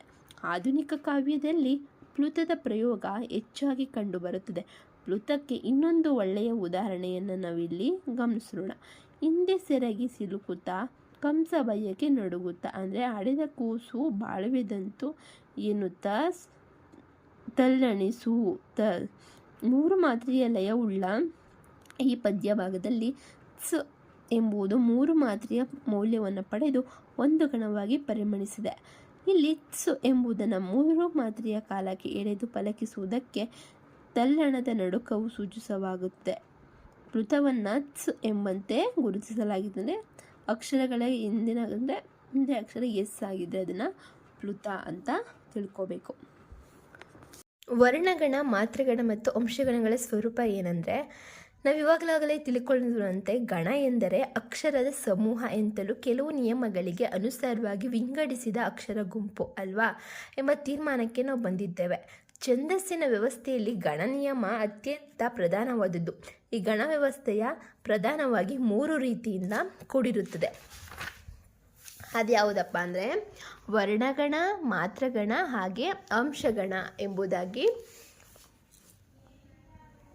ವರ್ಣಗಳಿಗೆ ಅನುಸಾರವಾದ ವರ್ಣ ವೃತ್ತಗಳೆಂದು ಇದನ್ನು ತಿಳಿಸಿರುವ ಛಂದಸ್ಸಿಗೆ ವರ್ಣ ಛಂದಸ್ಸು ಅಥವಾ ಅಕ್ಷರ ಛಂದಸ್ಸು ಅಂತ ಕರಿತೇವೆ. ಮಾತ್ರೆಗಳಿಗೆ ಅನುಗುಣವಾಗಿ ವಿಂಗಡಿಸಿದ ವೃತ್ತಗಳನ್ನು ಮಾತೃ ವೃತ್ತಗಳೆಂದು ಇದನ್ನು ತಿಳಿಸುವ ಛಂದಸ್ಸಿಗೆ ಮಾತ್ರ ಛಂದಸ್ಸು ಎನ್ನುತ್ತೇವೆ. ಹಾಗೆಯೇ ಅಂಶಗಳನ್ನು ಆಧರಿಸಿ ವಿಂಗಡಿತವಾಗುವ ವೃತ್ತಗಳಿಗೆ ಅಂಶ ವೃತ್ತಗಳೆಂದು ತಿಳಿಸುವ ಛಂದಸ್ಸಿಗೆ ಅಂಶ ಛಂದಸ್ಸು ಎಂದು ತಿಳಿಸುತ್ತೇವೆ. ನೋಡ್ಕೊಳ್ಳಿ ಇನ್ನೊಂದ್ಸಲ. ವರ್ಣಗಳಿಗೆ ಅನುಸಾರವಾದ ವೃತ್ತಗಳನ್ನು ವರ್ಣ ವೃತ್ತಗಳೆಂದು ಕರೆಯುತ್ತೇವೆ. ಹಾಗೆಯೇ ಛಂದಸ್ಸಿಗೆ ವರ್ಣ ಛಂದಸ್ಸು ಅಥವಾ ಅಕ್ಷರ ಛಂದಸ್ಸು ಎನ್ನುತ್ತೇವೆ. ಮಾತ್ರೆಗಳಿಗೆ ಅನುಗುಣವಾಗಿ ವಿಂಗಡಿಸದ ವೃತ್ತಗಳನ್ನು ಮಾತ್ರ ವೃತ್ತಗಳೆಂದು ಇದನ್ನು ತಿಳಿಸುವ ಛಂದಸ್ಸಿಗೆ ಮಾತ್ರ ಛಂದಸ್ಸು ಎನ್ನುತ್ತೇವೆ. ಹಾಗೆಯೇ ಅಂಶಗಳನ್ನು ಆಧರಿಸಿ ವಿಂಗಡಿತವಾಗುವ ವೃತ್ತಗಳಿಗೆ ಅಂಶ ವೃತ್ತಗಳೆಂದು ಇದನ್ನು ತಿಳಿಸುವ ಛಂದಸ್ಸಿಗೆ ಅಂಶ ಛಂದಸ್ಸು ಎಂದು ಹೇಳುತ್ತೇವೆ. ಇವುಗಳಲ್ಲಿ ಮೊದಲಿಗೆ ವರ್ಣಗಣ ವ್ಯವಸ್ಥೆಯ ಬಗ್ಗೆ ತಿಳ್ಕೊಳ್ಳೋಣ. ವರ್ಣಗಣ ಎಂದರೆ ವರ್ಣಗಳಿಂದ ಕೂಡಿ ಆದ ಗಣಕ್ಕೆ ವರ್ಣಗಣ ಅಥವಾ ಅಕ್ಷರಗಣ ಅಂತ ಕರಿತೇವೆ. ಇಲ್ಲಿನ ಗಣ ವ್ಯವಸ್ಥೆಯಲ್ಲಿ ಮಾತ್ರೆಗಳಿಗಾಗಲಿ ಅಂಶಗಳಾಗಲಿ ಪ್ರಧಾನವಾಗಿರುವ ಅಕ್ಷರಗಳು ಪ್ರಧಾನವಾಗಿರುತ್ತದೆ. ಅಂದರೆ ವರ್ಣಗಣದಲ್ಲಿ ಗಣ ವಿಂಗಡಣೆ ಅಕ್ಷರಗಳ ಮೂಲಕ ನಡೆಯುತ್ತೆ. ಹಾಗಾಗಿ ಇಲ್ಲಿ ಒಂದು ಅಕ್ಷರ ಲಘುವಾಗಿರಬಹುದು, ಇಲ್ಲವೇ ಗುರು ಆಗಿರಬಹುದು. ಅದು ಮುಖ್ಯವಲ್ಲ. ಅದರಂತೆ ಮೂರು ಅಕ್ಷರಗಳಿಗೆ ಒಂದೊಂದು ಗಣವನ್ನು ವಿಂಗಡಿಸಿ ಗುರುತಿಸುವುದು ಸಾಮಾನ್ಯ. ವರ್ಣಗಣದಲ್ಲಿ ಗಣ ವಿನ್ಯಾಸ 8 ಬಗೆಯದಾಗಿರುತ್ತೆ. ಅವು ಮ, ನ, ಬ, ಯ, ಜ, ರ, ಸ, ತ ಈ ಸಂಜ್ಞೆಯನ್ನು ಒಳಗೊಂಡಿರುತ್ತದೆ. ಇದನ್ನು ಪ್ರಸಿದ್ಧವಾದ ಪದ್ಯವೊಂದರ ಮೂಲಕ ಈಶ್ವರ ಕವಿಯು ಕವಿಜಿಹಾಬಂಧನಲ್ಲಿ ಹೀಗೆ ಸೂಚಿಸಿದ್ದಾರೆ.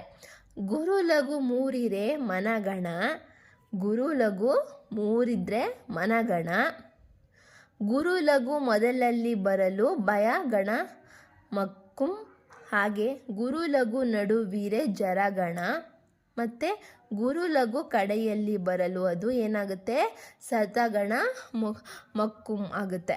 ಇದರ ಪ್ರಕಾರ 3 ಗುರುವಿದ್ದರೆ ಮಗಣ. ನೋಡಿ 3 ಗುರುವಿದ್ರೆ ಇದನ್ನು ಅವಾಗೆ ಹೇಳ್ದಲ್ವಾ, ಇಲ್ಲಿ ನೋಡಿರ್ಬೋದು ನೀವು. ಇಲ್ಲಿ ಇದನ್ನು ತಿಳ್ಕೊಬೇಕು. ಯಮತ ಮತಾರ ತರಾಜ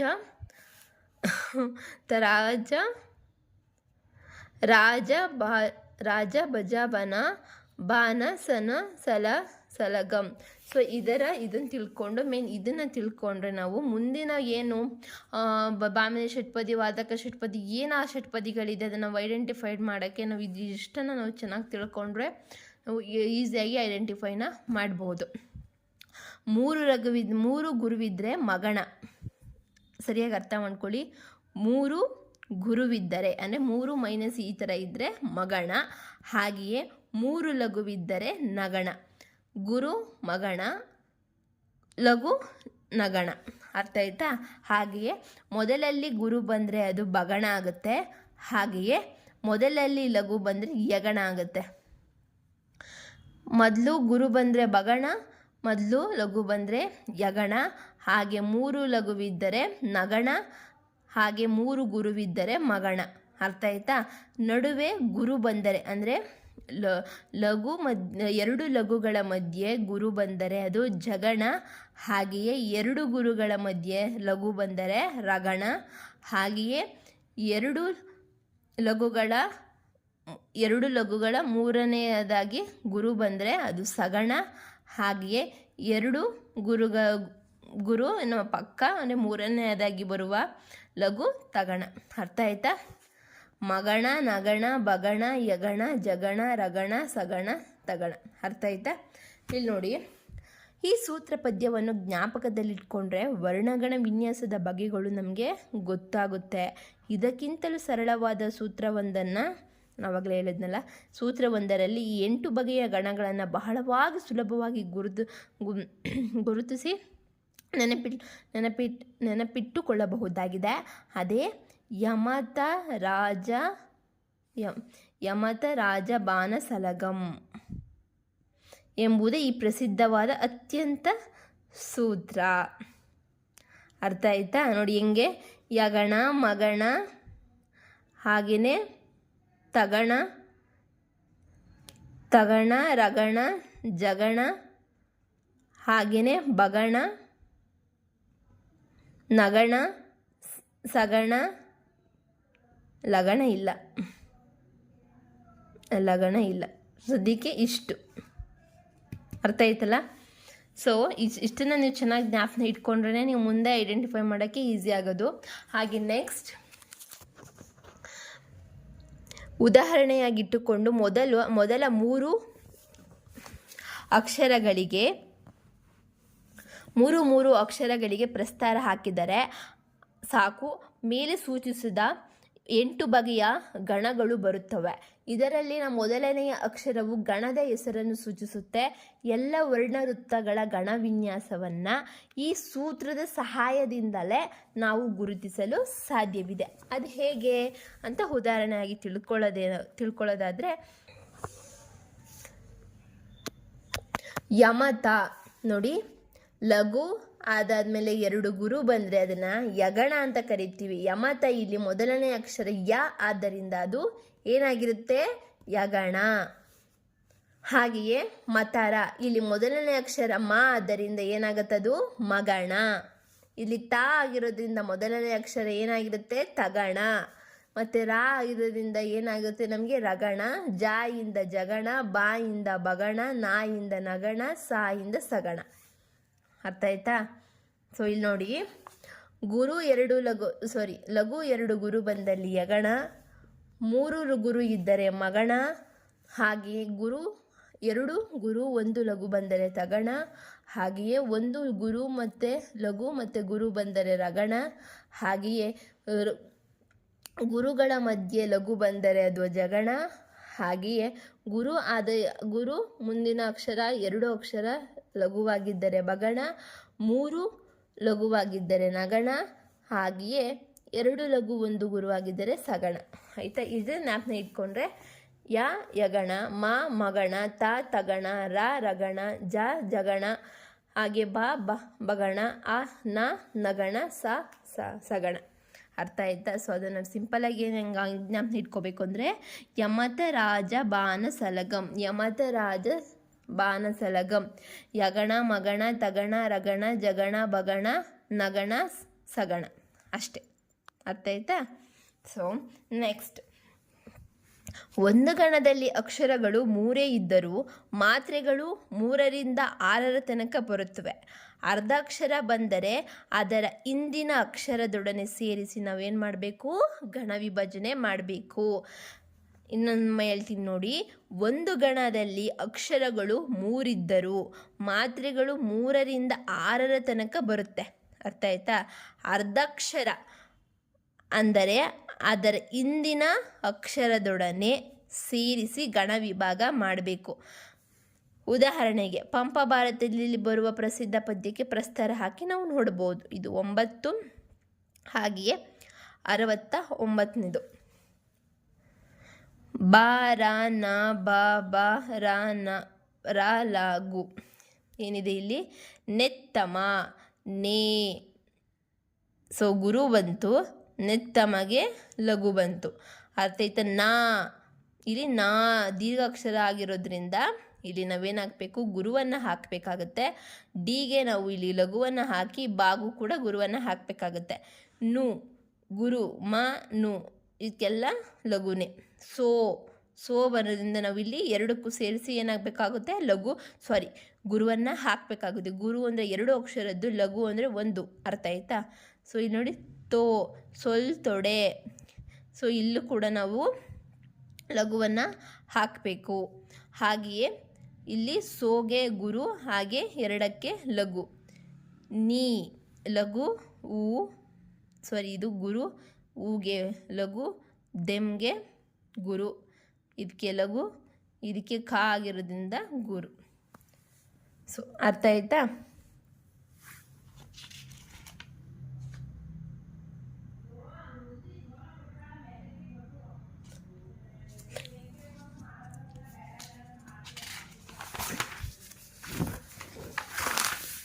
ಸೊ ಸೊ ನೆಕ್ಸ್ಟು ಇದು ಉತ್ಮಲ ಮಾಲಾ ವೃತ್ತ. ಇದೇ ರೀತಿಯಾಗಿ ಕೆಲವು ವೃತ್ತಗಳನ್ನು ಪ್ರಾಚೀನ ಕಾವ್ಯಗಳಿಂದ ಆಯ್ದುಕೊಂಡು ಪ್ರಸ್ತಾರ ಹಾಕುವ ಅಭ್ಯಾಸವನ್ನು ಕಲಾಕಾರ್ತಿಗಳು ರೂಢಿಸಿಕೊಳ್ಳುವುದು ಒಳ್ಳೆಯದು. ಇದರಿಂದ ಛಂದಸ್ಸಿನ ಬಗ್ಗೆ ಹೆಚ್ಚಿನ ಅರಿವು ಉಂಟಾಗುತ್ತದೆ. ಆ್ಯಂಡ್ ನಮಗೆ ಎಕ್ಸಾಮಲ್ಲೂ ಕೂಡ ಇದೇ ಥರ ಕೇಳ್ತಾರೆ. ಪ್ರಸ್ತಾರ ಹಾಕಿದ್ದು ಕ್ವಶನ್ 3 ಪೇಪರಲ್ಲಿ ಫಸ್ಟ್ ನಮಗೆ ಗಣ ವಿಭಾಗ ಮಾಡಿ ಪ್ರಸ್ತಾರ ಹಾಕಿ ಗಣ ವಿಂಗಡಿಸಿ ಅಂತ ಕೇಳ್ತಾರೆ. ಹಾಗೆ ಅದನ್ನು ಹೆಸರಿಸಿ, ಅದು ಯಾವ ಉತ್ಪಲಮಾಲೆ ವೃತ್ತನ, ಯಾವ ವೃತ್ತ, ಅದು ವಾರ್ಧಕ ಷಟ್ಪದಿನ, ಯಾವ ಒಂದು ಷಟ್ಪದಿ ಅಂತ ಕೇಳ್ತಾರೆ. ಸೊ ಅದರಿಂದ ನೋಡಿ ಈ ಥರ ಗಣ ವಿಭಾಗ ಮಾಡಬೇಕು. ಹಾಗೆಯೇ ಕೊನೆಗೆ ಇದು ಯಾವ ಒಂದು ಛಂದಸ್ಸು, ಹಾಗಿದು ಯಾವ ಒಂದು, ಇದು ನೋಡಿ ಇದು ಉತ್ಪಲಮಾಲಾ ವೃತ್ತ. ಅರ್ಥ ಆಯ್ತಾ? ಹಾಗೆಯೇ ನಾವು ಅದರ ಹೆಸರನ್ನು ಬರೆದ್ರೆ ನಮಗೆ 5 ಮಾರ್ಕ್ಸ್ ಕೊಡ್ತಾರೆ. ನೆಕ್ಸ್ಟ್ ಮಾತ್ರಗಣ ಅಂದ್ರೇನು? ವರ್ಣಗಣದ ವಿಂಗಡಣೆ ವರ್ಣಗಳನ್ನು ಆಧರಿಸಿ ನಡೆದರೆ, ಮಾತ್ರಗಣದಲ್ಲಿ ಗಣದ ವಿಂಗಡಣೆ ಮಾತ್ರೆಗಳನ್ನು ಆಧರಿಸಿ ನಡೆಯುತ್ತದೆ. ಮಾತ್ರಗಣದಲ್ಲಿ 3 ಬಗೆಯ ಗಣ ವಿನ್ಯಾಸ ಕಂಡುಬರುತ್ತದೆ. 3 ಮಾತ್ರೆಯ ಗಣ, 4 ಮಾತ್ರೆಯ ಗಣ, 5 ಮಾತ್ರೆಯ ಗಣ. ಮಾತ್ರಗಣದಲ್ಲಿ ಹೆಂಗೆ ಕಂಡು ಬರುತ್ತೆ ಅಂದರೆ 3 ಮಾತ್ರೆಯ ಗಣ ಬರುತ್ತೆ, 4 ಮಾತ್ರೆಯ ಗಣನೂ ಬರುತ್ತೆ, ಹಾಗೆ 5 ಮಾತ್ರೆಯ ಗಣ ಬರುತ್ತೆ. ಅದು ಹೇಗೆ? 3 ಮಾತ್ರೆಯ ಗಣದಲ್ಲಿ 3 ವಿಧ. ಉದಾಹರಣೆಗೆ ನೋಡಿ, ಉಡುಗೆ ಇಲ್ಲಿ 3 ಮಾತ್ರೆ ಇದೆ, ನನ್ನಿ ಇಲ್ಲಿ 3 ಮಾತ್ರೆ ಇದೆ. ಒತ್ತಕ್ಷರದ ಹಿಂದಿನ ಅಕ್ಷರ ಯಾವಾಗಲೂ ಗುರುವಾಗಿರುತ್ತೆ. ಇದನ್ನು ಸರಿಯಾಗಿ ಜ್ಞಾಪನಗೊಳ್ಳಿ. ಇದು ಗುರು ಅಲ್ವಾ, ಲಘು ಹೆಂಗಾಗೋಯ್ತು? ಇದು ಲಘು ಅಲ್ವಾ, ಇದು ಗುರು ಹೆಂಗಾಯಿತು ಅಂತ ನೀವು ಯೋಚನೆ ಮಾಡ್ತಿದ್ರೆ, ಇಲ್ಲಿ ಒತ್ತಕ್ಷರ ಇದೆ, ಒತ್ತಕ್ಷರದ ಹಿಂದಿನ ಅಕ್ಷರ ಗುರುವಾಗುತ್ತೆ. ಅರ್ಥ ಆಯ್ತಾ? ಸೊ ಮತ್ತು ಹಳಗನ್ನಡ ನಡುಗನ್ನಡದಲ್ಲಿ ಏನಾಗುತ್ತೆ ಅಂದರೆ ಒತ್ತಕ್ಷರದ ಹಿಂದಿನ ಅಕ್ಷರ ಕೆಲವೊಮ್ಮೆ ಗುರುವಾಗುತ್ತದೆ. ಅದೇ ನಮ್ಮ ಹೊಸಗನ್ನಡದಲ್ಲಿ ಹಾಗಾಗಲ್ಲ. ಹಾಗೆ ಮತ್ತು ಲಾಗೆ ಏನು ಬಂತು? ಲಘು ಬಂತು. ಥಾ ದೀರ್ಘಾಕ್ಷರ ಆಗಿರೋದ್ರಿಂದ ಗುರು ಬಂತು. ಅರ್ಥ ಆಯ್ತಾ? ಇಲ್ಲಿ ಏನು ಬಂತು? 3 ಬಂತು. ಈಗಾಗಲೇ ನಾವು ಓದಿ ತಿಳಿದಿರುವಂತೆ ಹ್ರಸ್ವಸ್ವರ ಲಘು ಅದು ಏಕಮಾತ್ರಕವೆಂದು, ದೀರ್ಘಾಕ್ಷರ ಗುರು ಅದು ದ್ವಿಮಾತ್ರಕವೆಂದು, ಪ್ಲುತವನ್ನು ತ್ರಿಮಾತ್ರಕವೆಂದು ನಾವು ತಿಳ್ಕೊಂಡಿದ್ದೀವಿ. ಇನ್ನೊಮ್ಮೆ ಹೇಳ್ತೀನಿ ಕೇಳಿ. ಹ್ರಸ್ವಸ್ವರ ಲಘು ಅದು ಏಕಮಾತ್ರ, ದೀರ್ಘಾಕ್ಷರ ಅದು ದ್ವಿಮಾತ್ರ ಅಂದರೆ ನೋಡಿ, ಲಘು ಅಂದರೆ 1, ಗುರು ಅಂದರೆ 2. ಅದನ್ನೇ ಇಲ್ಲಿ ಹೇಳ್ತಿದ್ದಾರೆ. ತ್ರಿಮಾತ್ರಕವೆಂದು ಮತ್ತು ಪ್ಲುತ ಅಂದರೆ 3, ಅದು ಬರುತ್ತಲ್ಲ ಅದು 3 ಆಗಿರುತ್ತೆ ಪ್ಲುತ. ಇದನ್ನು ಜ್ಞಾಪನ ಇಟ್ಕೊಳ್ಳಿ. ಈಗ ನಾವು ತಿಳ್ಕೊಂಡಿದ್ದೀವಲ್ವ, ಹಾಗೆ 3 ಮಾತ್ರೆಯಲ್ಲಿರುವ 3 ಬಗೆಗಳನ್ನು ನಾವು ಸುಲಭವಾಗಿ ಹೇಗೆ ಗುರುತಿಸ್ಬೋದು ಅಂತ ಇಲ್ಲಿ ಉದಾಹರಣೆ ಕೊಟ್ಟಿದ್ದಾರೆ. 4 ಮಾತ್ರೆಯ ಗಣ 5 ವಿಧವಾಗಿ ಕಂಡುಬರುತ್ತದೆ. ಅದು ಹೇಗೆ? ಸುಲಲಿತ ಇದೆಲ್ಲ ಲಘು. ನಂದನ ಇಲ್ಲೂ ಕೂಡ 4, ಇಲ್ಲೂ ಕೂಡ 4, ಇಲ್ಲೂ ಕೂಡ 4, ಗರ್ವಂ ಇಲ್ಲೂ ಕೂಡ 4. ಅರ್ಥ ಆಯ್ತಾ? ಈ ಮೇಲಿನ ಉದಾಹರಣೆಗಳಲ್ಲಿ 4 ಮಾತ್ರೆಯ ಗಣಗಳಲ್ಲಿ ಗುರು ಲಘು ವಿನ್ಯಾಸ 5 ರೀತಿಯಾಗಿರೋದನ್ನು ನಾವು ಗಮನಿಸಬಹುದು ಅಲ್ವಾ? ಹಾಗೆಯೇ 5 ಮಾತ್ರೆಯ ಗಣ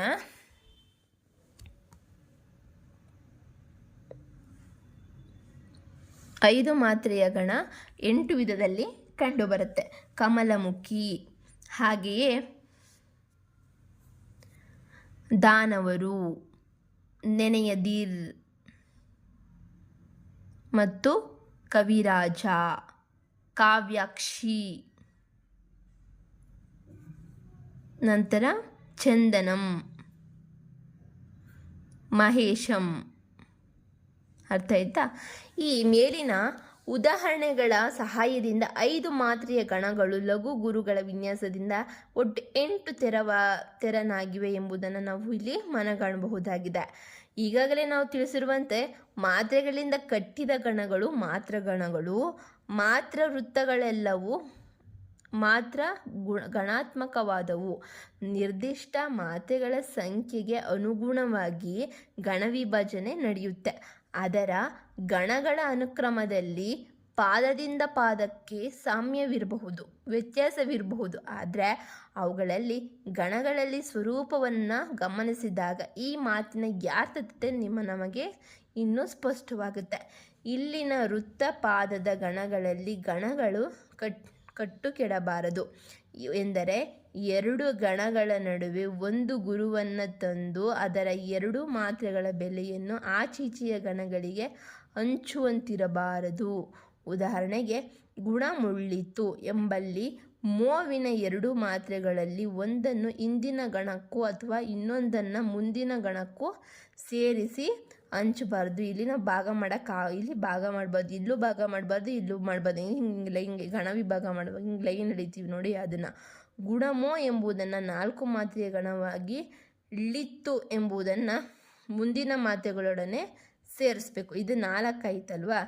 ಳಿತ್ತು ಇದನ್ನು ಇನ್ನು ಮುಂದೆ ಏನು ಹಾಕಿರ್ತೀವಿ ಲಘು ಗುರುನ ಅಲ್ಲಿ ಡಿವೈಡ್ ಮಾಡ್ಕೋಬೇಕು ನೋಡಿ ಈ ಥರ. ಹಾಗೆಯೇ ಗಣವನ್ನಾಗಿ ಇಲ್ಲಿ ನೋಡಿ ಏನು ಬಂದಿದೆ ಇಲ್ಲಿ, ಗುರು ಲಘು ಗುರು ಗುರು ಗುರು ಗಣವನ್ನಾಗಿ ಪರಿಗಣಿಸಬೇಕು. ಹೀಗೆಯೇ ಚಂದನಗಳಂ ಪಟ್ಟಣ ಮೆನೆಸಿ ನೆಸೆ ದೋದೋ ಎಂಬಲ್ಲಿ ಚಂದನಗಳಂ ಎಂಬುದನ್ನು ಗುರು ಲಘು ಗುರು ಗುರು ಗುರು ಗುರು 5 ಗುರು ಬಂದಿದೆ ಇಲ್ಲಿ. 4 ಮಾತ್ರೆಯ 2 ಗಣವೆಂದು ಪಟ್ಟಣ ಮೆನೆಸಿದುದೋ ಎಂಬುದನ್ನು 5 ಮಾತ್ರೆಯ 2 ಗಣವೆಂದು ನಾವು ತಿಳ್ಕೋಬೇಕು. ಭಾವಿಸಬಾರ್ದು. ದೇವನಾವಂ ಎಂಬಲ್ಲಿ ದೇವನ ಅವಂ ಎಂದು ವಿಭಾಗಿಸಿ ಒಂದು 4 ಮಾತ್ರೆಯ ಗಣ ಮತ್ತೊಂದು 3 ಮಾತ್ರೆಯ ಗಣ ಎಂದು ತಿಳಿಯಬಾರದು. ಅಂದರೆ ಮಾತ್ರೆಗಣವನ್ನು ಹಾಕುವಾಗ ಅಕ್ಷರದ ಮಧ್ಯೆ ಬಿಡಿಸಬಾರದು. ಪಾದದ ಮಧ್ಯಕ್ಕೆ ಬೇಕಾದರೆ ಬಿಡಿಸಬಹುದು. ಉದಾಹರಣೆಗೆ, ರನ್ನನ ಗದಯುದ್ಧದಲ್ಲಿ ಬರುವ ಪದ್ಯವನ್ನು ನಾವಿಲ್ಲಿ ಗಮನಿಸೋಣ. ಅನೃತಂ ಲೋಭಂ ಭಯಮೆಂ ಬಿನಿತುಂ ನಿನಿ ದ ನಾಡೊಳಿ ಕು ಮೇರವಿನಂ ಧನನಿಚ್ಛಾಗ ಮಣ್ಣೆಂ ಬಿನಿತರ್ಕನಿ ನೆಮೊತ್ತ ಮೊದಲಿಗೆ ನಾದೈ ಅಂತಿದೆ ಅಲ್ವಾ. ಸೊ ಇಲ್ಲಿ ಅನೃತಂ ಇಲ್ಲಿ ಏನು ಬಂತು, ಲಘು ಲಘು ಗುರು ಗುರು ಲಘು, ಹಾಗೆಯೇ ಗುರು ಗುರು ಲಘು.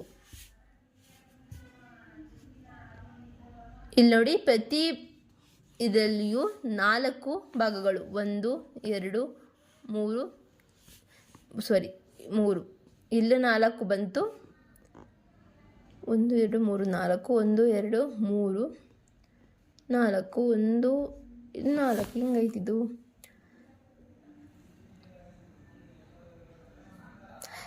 ಇಲ್ಲಿ ನೋಡೋಣ, ಇದು ಕಂದ ಪದ್ಯ. ಇದರಲ್ಲಿ 4 ಪಾದಗಳು ಅರ್ಧ ಸಮ ವೃತ್ತವಿದ್ದು 1 ಮತ್ತು 2ನೇ ಪಾದಗಳಲ್ಲಿ 4 ಮಾತ್ರೆಯ 4 ಗಣಗಳು ಬಂದಿವೆ ಅಂತ ಹೇಳ್ತಿದ್ದಾರೆ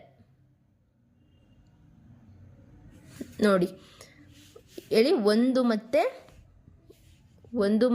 3ನೇ ಪಾದಗಳಲ್ಲಿ 4 ಮಾತ್ರೆಯ 4 ಗಣಗಳನ್ನ ಬಂದರೆ ಅದನ್ನು ನಾವು ಕಂದ ಪದ್ಯ ಅಂತ ಕರಿಬೇಕು. ಅದು ಹೇಗಪ್ಪ ಅಂದರೆ ನೋಡಿ ಹೇಳ್ತೀನಿ.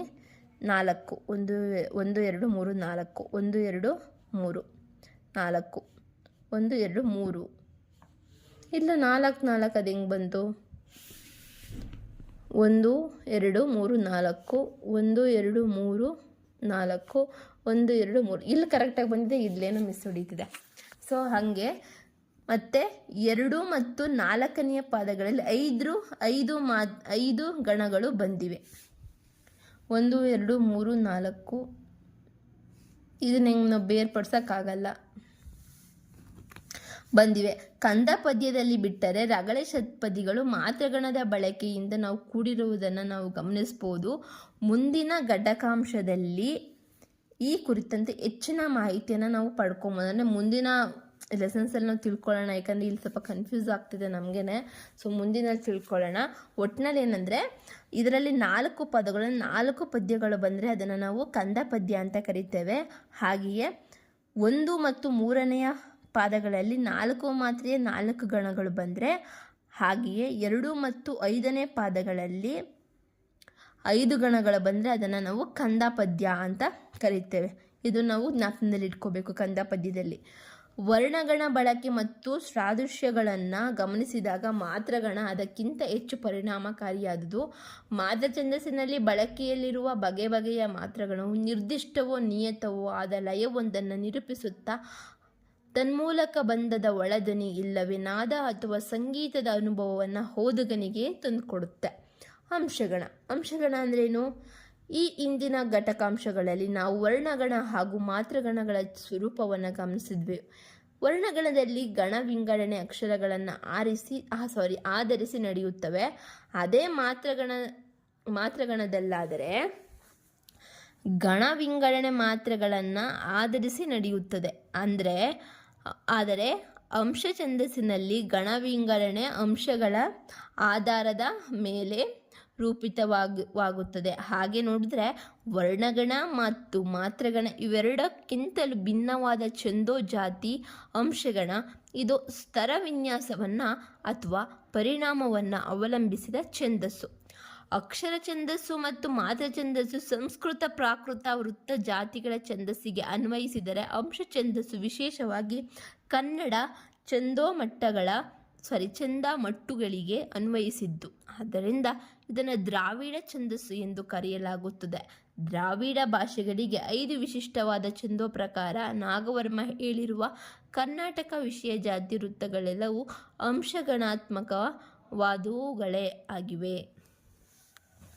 ಸೊ ಇಲ್ಲಿ ಅಂಶಗಣ ಎಂದರೆ ಅಂಶಗಳಿಂದ ಕಟ್ಟಿದ ಗಣವನ್ನು. ಅಂಶ ಅಂದರೆ ಅಚ್ಚಗನ್ನಡದಲ್ಲಿ ಛಂದಸ್ಸಿನ ಪದ್ಯದ ಪಾದಗಳ ಗಣಗಳಲ್ಲಿ ಹಾಡಿನ ಗತಿಯನ್ನು ಅನುಸರಿಸಿ ತಾಳಲಯಗಳ ಸರಿಯಾಗಿ ಹೊಂದಿಕೊಳ್ಳಲು ಮಾತ್ರ ಪರಿಮಾಣವು ಹಿಗ್ಗಿ ಅಥವಾ ಕುಗ್ಗಿ ಹೊಂದಿಕೆಗೆ ಅನುವಾಗುವ ಅಕ್ಷರವನ್ನು. ಇಂತಹ ಅಂಶಗಳಿಂದ ಕಟ್ಟಿದ ಗಣವೇ ಅಂಶಗಣ. ಇನ್ನೊಮ್ಮೆ ಹೇಳೋಣ, ಅಂಶಗಣ ಎಂದರೆ ಅಂಶಗಳಿಂದ ಕಟ್ಟಿದ ಗಣ. ಅಂದರೆ ಅಂಶ ಎಂದರೆ ಅಚ್ಚ ಕನ್ನಡ ಛಂದಸ್ಸಿನ ಪದ್ಯದ ಪಾದಗಳ ಗಣಗಳಲ್ಲಿ ಹಾಡಿದ ಗತಿಯನ್ನು ಅನುಸರಿಸಿ ತಾಳಲಯಗಳು ಸರಿಯಾಗಿ ಹೊಂದಿಕೊಳ್ಳಲು ಮಾತ್ರ ಪರಿಣಾಮವು ಹಿಗ್ಗಿ ಅಥವಾ ಕುಗ್ಗಿ ಹೊಂದಿಕೆಗೆ ಅನುವಾಗುವ ಅಕ್ಷರ. ಇಂತಹ ಅಂಶಗಳಿಂದ ಕಟ್ಟಿದ ಗಣವನ್ನೇ ಅಂಶಗಣ ಅಂತ ಕರಿತೇವೆ. ಅಂಶಗಣಗಳಲ್ಲಿ ಅಕ್ಷರಗಳು ಬಿಗಿಯಾಗಿ ಸೇರದೆ ಲಯಕ್ಕನುಸಾರವಾಗಿ ಅವುಗಳನ್ನು ಹಿಗ್ಗಿಸಿಯೋ ಅಥವಾ ಕುಗ್ಗಿಸಿಯೋ ಅಥವಾ ತೇಲಿಸಿಯೋ ಹೇಳುವಂತೆ ಅವು ಸೇರಿರುವುದೇ ಈ ಕ್ರಮದ ಲಕ್ಷಣ. ಈಗ ನಾವು ಮಾತ್ರೆಗಳ ಸ್ವರೂಪವನ್ನು ನೋಡಿದ್ದೇವೆ. ಆ ಪ್ರಕಾರ ಲಘು 1 ಮಾತ್ರೆ ಎನಿಸಿದರೆ ಗುರು 2 ಮಾತ್ರೆ ಎನಿಸುತ್ತೆ. ಈ ನಿಯಮ ಅಂಶಗಣಗಳಲ್ಲಿ ಸ್ವಲ್ಪ ವ್ಯತಿರಿಕ್ತವಾಗಿ ಕಂಡುಬರುತ್ತೆ. ಏಕೆಂದರೆ ಅಂಶಗಣದಲ್ಲಿ ಗಣದ ಮೊದಲನೆಯ ಅಂಶ ಯಾವಾಗಲೂ ಒಂದು ಗುರು ಅಥವಾ ಅದರ ಬದಲಿಗೆ 2 ಲಘುವಿನಿಂದ ಕೂಡಿರಲೇಬೇಕು ಅಲ್ವಾ. ಆ ಮುಂದಿನ ಪ್ರತಿಯೊಂದು ಅಕ್ಷರ ಗುರುವಾಗಿರಬಹುದು ಅಥವಾ ಇಲ್ಲವೇ ಲಘುವಾಗಿರಬಹುದು. ಅದು ಒಂದು ಅಂಶವೆಂದು ನಾವು ಪರಿಗಣಿಸಬೇಕಾಗುತ್ತೆ. ಇನ್ನೊಮ್ಮೆ ನೋಡಿ, ಅಂಶಗಣದಲ್ಲಿ ಗಣದ ಮೊದಲನೆಯ ಅಂಶ ಯಾವಾಗಲೂ ಒಂದು ಗುರು ಅಥವಾ ಅದರ ಬದಲಿಗೆ 2 ಲಘುವಿನಿಂದ ಕೂಡಿರುತ್ತೆ. ಓಕೆ, ಆ ಮುಂದಿನ ಪ್ರತಿಯೊಂದು ಅಕ್ಷರ ಗುರುವಾಗಿರಬಹುದು ಇಲ್ಲವೇ ಲಘುವಾಗಿರಬಹುದು. ಅದು ಒಂದು ಅಂಶವೆಂದು ನಾವು ಪರಿಗಣಿಸ್ತೇವೆ. ಒಂದು ಗುರು ಅಥವಾ 2 ಲಘುಗಳನ್ನು ಮೂಲ ಮಾಪವಾಗಿ ಇಟ್ಟುಕೊಂಡು ಅಂಶಗಳನ್ನು ಗುರುತಿಸಬೇಕಾಗುವುದು. ಆದರೆ ಗಣದ ಮೊದಲಲ್ಲಿ ಒಂದು ಲಘು ಅದರ ಪಕ್ಕದಲ್ಲೇ ಒಂದು ಗುರು ಬರುವಂತಿಲ್ಲ, ಮತ್ತೊಂದು ಲಘುವೇ ಬರಬೇಕು. ಅಂದರೆ ಈ ಥರ ನೋಡಿ, ಈಗ ಲಘು ಪಕ್ಕ ಲಘುನೇ ಬರೋಂಗಿಲ್ಲ ಅಥವಾ ಗುರು ಪಕ್ಕ ಗುರುನೇ ಬರೋಂಗಿಲ್ಲ, ಅಥವಾ 2 ಗುರುಗಳ ಮಧ್ಯೆ ಲಘು ಬರಬೇಕು ಅಥವಾ 2 ಗುರುಗಳ ಮಧ್ಯೆ ಒಂದು ಲಘು ಬರಬೇಕು. ಹಾಗೆ ನೋಡಿ, ಇಲ್ಲಿ ಗುರು ಲಘು ಗುರು ಈ ರೀತಿ ವಿನ್ಯಾಸವು ಬರುವಂತಿಲ್ಲ. 1-2 ಉದಾಹರಣೆಗಳ ಮೂಲಕ ಈ ಅಂಶವನ್ನು ನಿಮಗೆ ಇಲ್ಲಿ ಸ್ಪಷ್ಟಪಡಿಸಲಿದ್ದೇವೆ. ಅಂದರೆ ಬರೋಂಗಿಲ್ವಂತೆ, ಈ ಥರ ಬರೋಂಗಿಲ್ವಂತೆ, ಇಲ್ಲ 1-2 ಲಘು ಬರಬೇಕಂತೆ ಪಕ್ಕ ಅಥವಾ ಇಲ್ಲ 2 ಗುರು ಬರಬೇಕಂತ ಹೇಳಿ ನೋಡೋಣ. ತಾರಂಬರ, ಕಾನಿನ, ಜಲಜ, ಕಂದ ಈ ಪದಗಳಿಗೆ ಪ್ರಸ್ತಾರ ಹಾಕಿ ಅಂಶದ ವಿಚಾರ ತಿಳ್ಕೊಳ್ಳೋಣ. ಇಲ್ಲಿ ತಾರಂಬರಗೆ ಇಲ್ಲಿ 2ಕ್ಕೂ ನಾವು ಗುರುನೇ ಬಂದಿದೆ. ಹಾಗೆ ಇಲ್ಲಿ ಎರಡಕ್ಕೂ ಲಘುನೇ ಬಂದಿದೆ.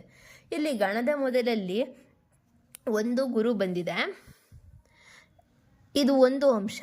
ಆನಂತರ ರಂ ಎಂಬಲ್ಲಿಯೂ ಗುರು ಬಂದಿದೆ, ಇದು ಒಂದು ಅಂಶ. ಮುಂದೆ ಬಾ ಹಾಗೂ ರಾ ಅಕ್ಷರಗಳಿವೆ, ಇವೆರಡು ಅಕ್ಷರಗಳು ಲಘುವೇ ಆಗಿದ್ದರೂ ನಿಯಮದ ಪ್ರಕಾರ ಒಂದೊಂದು ಅಕ್ಷರವು ಒಂದೊಂದು ಅಂಶವೆಂದು ಪರಿಗಣಿಸಲಾಗುತ್ತದೆ. ಆ ಪ್ರಕಾರ ತಾರಂಬರ ಎಂಬಲ್ಲಿ 4 ಅಂಶಗಳಿವೆ. ಇಲ್ಲಿ ನೋಡಿ 4 ಅಂಶ ಇರಬೇಕಾಗಿದೆ. ಇಲ್ಲಿ ಒಟ್ಟು 1 2 3 4 5 6 ಇರಬೇಕಾಗಿತ್ತು. ಬಟ್ ಇಲ್ಲಿ ಇದನ್ನು ಗುರುವನ್ನು ಇಲ್ಲಿ ಬರೀ ನಾವು ಅಂಶಗಣದಲ್ಲಿ ಒಂದನ್ನಷ್ಟೇ, ಒಂದು ಅಂತಲೇ ನಾವು ಪರಿಗಣಿಸೋದ್ರಿಂದ ಇಲ್ಲಿ ಇವರು ಬರೀ 4 ಗಣ ಅಂತ ಮಾತ್ರ ನಾವು ತಿಳ್ಕೊಬೇಕಂತೆ. ನೋಡಿ, ಈ ಪ್ರಕಾರ ತಾರಂಬರ ಎಂಬಲ್ಲಿ ನಾವು 4 ಅಂಶಗಳಿವೆ. ಹಾಗೆ ಕಾನೀನ ಎಂಬಲ್ಲಿ ಗಮನಿಸಿ, ಕಾನೀನ ಎಂಬಲ್ಲಿ 3, ಇಲ್ಲಿ 2 ಗುರು 1 ಲಘು ಬಂದಿದೆ ಅಲ್ವಾ, ಬಂದಿದೆ. ಹಾಗಾಗಿ ಇದನ್ನು ಕೂಡ ನಾವು ಇಲ್ಲಿ 3 ಅಂಶಗಳನ್ನ ಇಲ್ಲಿ 3 ಅಂತಲೇ ತಿಳ್ಕೊಬೇಕಂತೆ ಒಳಗೊಂಡಿದೆ. ಇಲ್ಲಿ ಜಲಜ ಎಂಬಲ್ಲಿ ಪದ ತೆಗೆದುಕೊಳ್ಳಿ, ಇಲ್ಲಿ ಜಲಜಲ್ಲಿ 3 ಲಘು ಇಲ್ಲಿ 3 ಲಘು ಇವೆ. ನಿಯಮದ ಪ್ರಕಾರ ಗಣದ ಮೊದಲಲ್ಲಿ ಒಂದು ಗುರು ಬರಬೇಕು, ಇಲ್ಲವೇ ಅದರ ಬದಲಿಗೆ 2 ಲಘುಗಳು ಬರಬೇಕು ಅಲ್ವಾ. ಬಟ್ ಇಲ್ಲಿ ಪ್ರಕಾರ ಜಲ 2 ಲಘು ಎಂಬುದು ಒಂದು ಅಂಶವಾದರೆ ಮುಂದಿನ ಅಕ್ಷರ ಜ ಎಂಬುದು ಮತ್ತೊಂದು ಅಂಶವಾಗುತ್ತೆ. ಕಂದ, ಕಂದದಾಗಿ ಇಲ್ಲಿ ಗುರು 1 ಮತ್ತು ಇಲ್ಲಿ ದ ಎನ್ನುವಲ್ಲಿ ಕಂ ಇದು ಒಂದು ಅಂಶ, ದಮ್ ದ ಇಲ್ಲಿ ಇನ್ನೊಂದು ಅಂಶ. ಹಾಗಾಗಿ ಕಂದ ಕೂಡ 2 ಅಂಶಗಳಿಂದ ಕೂಡಿದ ಪದವಾಗಿದೆ. ಆದ್ದರಿಂದ ಒಂದು ಗಣದ ಮೂಲ ಅಂಶ ಒಂದು ಗುರು ಅಥವಾ 2 ಲಘುಗಳು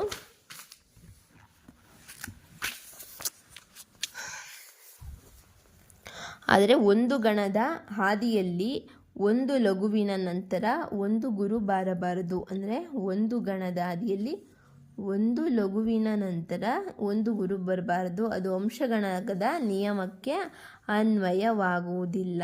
ಲೈಕ್ ಅಂದ್ಕೊಳ್ಳಿ, ಅಂಶಗಣದಲ್ಲಿ ಒಂದು ಲಘು ಆದಮೇಲೆ ಗುರು ಬರೋಂಗಿಲ್ಲ, ಅಂಶಗಣ ನಿಯಮಕ್ಕೆ ಇದು ಅಡ್ಡಿ. ಒಂದು ಉದಾಹರಣೆಯ ಮೂಲಕ ಈ ಅಂಶವನ್ನು ಸ್ಪಷ್ಟಸಿಕೊಳ್ಳಬಹುದು.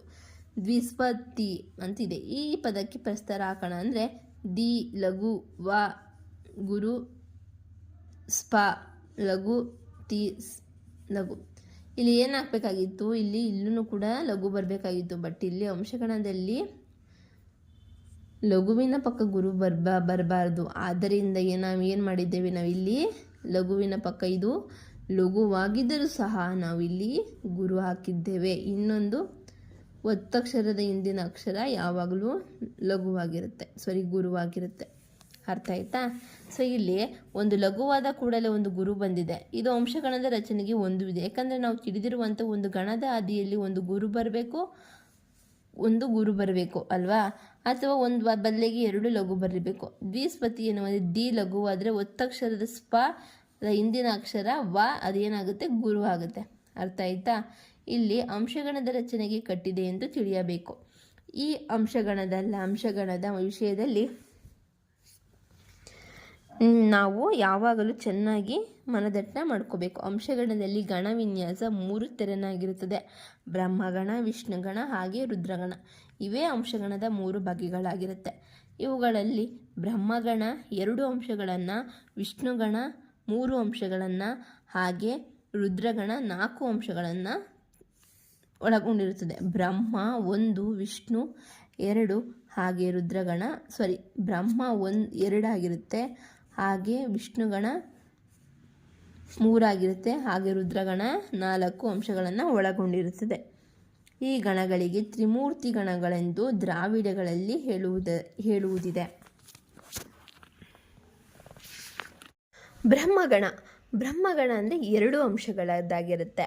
ಬ್ರಹ್ಮಗಣಕ್ಕೆ ಅಜಗಣ, ರತಿಗಣ, ಸೂರ್ಯಗಣ ಎಂದು ಕರೆಯುತ್ತೇವೆ. ಬ್ರಹ್ಮಗಣ = 2 ಅಂಶಗಳಿಂದ ಕೂಡಿರುತ್ತವೆ. ಒಂದು ಗುರು ಅಥವಾ 2 ಲಘುಗಳಾದ ಮೇಲೆ ಒಂದು ಲಘುವಾಗಲಿ ಅಥವಾ ಗುರುವಾಗಲಿ ಬಂದರೆ ಅದನ್ನು ಬ್ರಹ್ಮಗಣ ಅಂತ ಕರಿತೇವೆ. ಹಾಗಾಗಿ ಬ್ರಹ್ಮಗಣ ಪ್ರಸ್ತಾರ ವೈವಿಧ್ಯದಿಂದ 4 ವಿಧವಾಗಿ ಕಂಡು ಬರುತ್ತದೆ. ಉದಾಹರಣೆಗೆ ಕಂದ ಇದರ ಸ್ವರೂಪ ಗುರು ಲಘು ಅದು ಏನಾಯಿತು, 2 ಅಂಶಗಳದ್ದಾಯಿತು. ಜಲಜ ಇದರ ಸ್ವರೂಪ 3 ಗುರುಗಳು 3 ಲಘುಗಳು, ಬಟ್ ಆದರೂ ಇಲ್ಲಿ 2 ಅಂಶಗಳಾಯಿತು. ಹಾಗೆ ನೆಕ್ಸ್ಟ್ ಬ್ರಹ್ಮ, ಇದು ಕೂಡ 2 ಗುರು ಆಗಿದೆ. ಇದರ ಸ್ವರೂಪ 2 ಅಂಶಗಳು. ಹಾಗೆ ಗೃಹೀತಂ, ಇದು 2 ಲಘು ಹಾಗೆ 1 ಗುರು. ಇದರ ಸ್ವರೂಪ 2 ಲಘು ಮತ್ತು ಗುರು. ಇದರ ಸ್ವರೂಪನೂ ಕೂಡ 2 ಅಂಶಗಳಾಗಿದೆ. ಇಲ್ಲಿ ಗುರು ಲಘು ವಿನ್ಯಾಸ ಬೇರೆ ಬೇರೆ ರೀತಿಯಾಗಿದ್ದರೂ ಅಂಶಗಳ ಸ್ವರೂಪಕ್ಕನುಗುಣವಾಗಿ ಅವೆಲ್ಲ 2 ಅಂಶಗಳಿಂದ ಕೂಡಿರುವುದನ್ನು ನಾವು ಇಲ್ಲಿ ಕಾಣಬಹುದು. ನೆಕ್ಸ್ಟ್ ವಿಷ್ಣುಗಣ.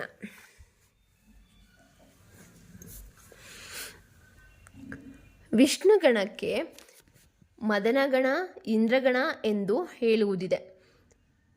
ವಿಷ್ಣುಗಣ 3 ಅಂಶಗಳಿಂದ ಕೂಡಿರುತ್ತದೆ. 1 ಗುರು ಅಥವಾ 2 ಲಘುಗಳಾದ ಮೇಲೆ, ಲಘುಗಳಾಗಲಿ ಅಥವಾ 2 ಗುರುಗಳಾಗಲಿ, ಅಥವಾ 1 ಗುರು 1 ಲಘುವಾಗಲಿ ಅಥವಾ 1 ಲಘು ಗುರುವಾಗಲಿ, ಹೀಗೆ ಒಟ್ಟು 3 ಅಂಶಗಳು ಬಂದರೆ ಅದನ್ನು ವಿಷ್ಣುಗಣವೆನಿಸುವುದು. ವಿಷ್ಣುಗಣದ ವಿನ್ಯಾಸದ 8 ಬಗೆಯದ್ದಾಗಿರುತ್ತೆ. ಅದೇನೆಂದರೆ ಗೋವಿಂದಂ, ಇದರ ಸ್ವರೂಪ 3, ಇಲ್ಲಿ 3 ಅಂಶಗಳು. ಕಂಸಾರಿ, ಇದು 3, ಇದರ ಸ್ವರೂಪ 3. ಅದು ಎಷ್ಟು ನೋಡಿ, ಇಲ್ಲಿ ನಾವು ನಾರ್ಮಲಾಗಿ ಥಿಂಕ್ ಮಾಡೋದಾದರೆ 2, 4, 6, 8 ಬರುತ್ತೆ, ಇನ್ಕ್ಲೂಡಿಂಗ್ ಇದು ಕೂಡ. ಇದು ಬಿಡಿ 8 ಬಂದ್ರೂ ಕೂಡ ಇಲ್ಲಿ, ಬಟ್ ಎಷ್ಟೇ ಬಂದ್ರೂ ನಾವು ಇಲ್ಲಿ ವಿಷ್ಣುಗಣದಲ್ಲಿ ನಾವು ಅದನ್ನು 3 ಅಂಶಗಳನ್ನಾಗಿ ನಾವು ಐಡೆಂಟಿಫೈ ಮಾಡಬೇಕು. ಅರ್ಥ ಆಯ್ತಾ? ಅಷ್ಟೇ ಇದು. ನೆಕ್ಸ್ಟ್ ರುದ್ರಗಣ, 4 ಅಂಶಗಳು. ರುದ್ರಗಣಕ್ಕೆ ಶರಗಣ, ಚಂದ್ರಗಣ ಅಂತ ಕರೀತೇವೆ. ರುದ್ರಗಣ 4 ಅಂಶಗಳಿಂದ ಕೂಡಿರುತ್ತದೆ. ಗುರು ಲಘುಗಳ ವಿನ್ಯಾಸದ ಆಧಾರದ ಮೇಲೆ ಬ್ರಹ್ಮಗಣವು 4 ಬಗೆಯಾಗಿದ್ದು ವಿಷ್ಣುಗಣ 8 ಬಗೆಯೂ ಇವೆ ಎಂಬುದನ್ನು ಉದಾಹರಣೆಗಳ ಮೂಲಕ ನಾವು ನೋಡಿದ್ದೇವೆ. ಅಂತೆಯೇ ರುದ್ರಗಣವು ಕೂಡ ಗುರು ಲಘು ವಿನ್ಯಾಸದ ಮೇಲೆ 16 ತೆರನಾಗಿರುತ್ತದೆ. ಈಗ ಅವುಗಳ ಸ್ವರೂಪವನ್ನು ನಾವಿಲ್ಲಿ ತಿಳಿದುಕೊಳ್ಳೋಣ. ಬ್ರಹ್ಮಗಣ 2 ಇದೆ, 4 ಉದಾಹರಣೆ ಮೂಲಕ ತಿಳಿಸಿದ್ದಾರೆ. ಇಲ್ಲಿ ವಿಷ್ಣುಗಣ 3 ಅಂಶಗಳಿದೆ, ಬಟ್ ಇಲ್ಲಿ ನಮಗೆ 8 ಅಂಶಗಳನ್ನಾಗಿ ತಿಳಿಸಿ. ರುದ್ರಗಣಲ್ಲಿ ನಮಗೆ ಎಷ್ಟು ಬಗೆಯ ಕೊಟ್ಟಿದ್ದಾರೆ ಉದಾಹರಣೆಗೆ ಅಂತಂದರೆ ಅವುಗಳ ಸ್ವರೂಪವನ್ನು 8 ಬಗೆಯದಾಗಿದೆ, ಅದನ್ನು ತಿಳಿದುಕೊಳ್ಳೋಣ. ಇಲ್ಲಿ ಗಂಗಾಧೀಶಂ, ಇದರ ಸ್ವರೂಪ 4 ಅಂಶಗಳು. 4, 5, 6, 7, 8 ಆಗಿದೆ, ಬಟ್ ಆದ್ರೂ ರುದ್ರಗಣ ಆಗಿರೋದ್ರಿಂದ ನಾವು ಇಲ್ಲಿ ಏನೋ ಅಂತ ಐಡೆಂಟಿಫೈ ಮಾಡಬೇಕು, 4 ಅಂತ ನಾವು ತಿಳಿದುಕೋಬೇಕು. ಅರ್ಥ ಆಯ್ತಾ?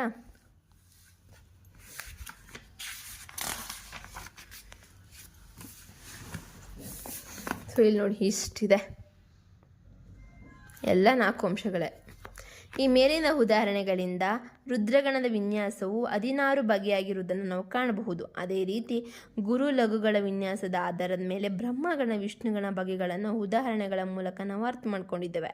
ಈ ಮೇಲಿನ ಉದಾಹರಣೆಗಳಿಂದ ನಮಗೆ ಸ್ಪಷ್ಟವಾದ ಸಂಗತಿ ಏನಂದರೆ ಅಂಶಗಣಗಳನ್ನು ಮಾತ್ರೆಗಳ ಮೂಲಕವಾಗಲಿ ಅಥವಾ ಅಕ್ಷರಗಳ ಮೂಲಕವಾಗಲಿ ಅಳೆಯಲು ಆಗುವುದಿಲ್ಲ, ಬರುವುದಿಲ್ಲವೆಂದಂತಾಯಿತು. ಅದು ಪಕ್ಕ 100% ನಮಗೆ ಅರ್ಥ ಆಯಿತು ಬಿಡಿ. ಬ್ರಹ್ಮಗಣ 3ರಿಂದ 4ರವರೆಗೆ ಮಾತ್ರೆಗಳನ್ನು ಒಳಗೊಂಡು 2ರಿಂದ 3ರ ಅಕ್ಷರಗಳನ್ನು ಒಳಗೊಳ್ಳುತ್ತದೆ. ವಿಷ್ಣುಗಣ 4ರಿಂದ 6ರವರೆಗೆ ಮಾತ್ರೆಗಳನ್ನು ಒಳಗೊಂಡು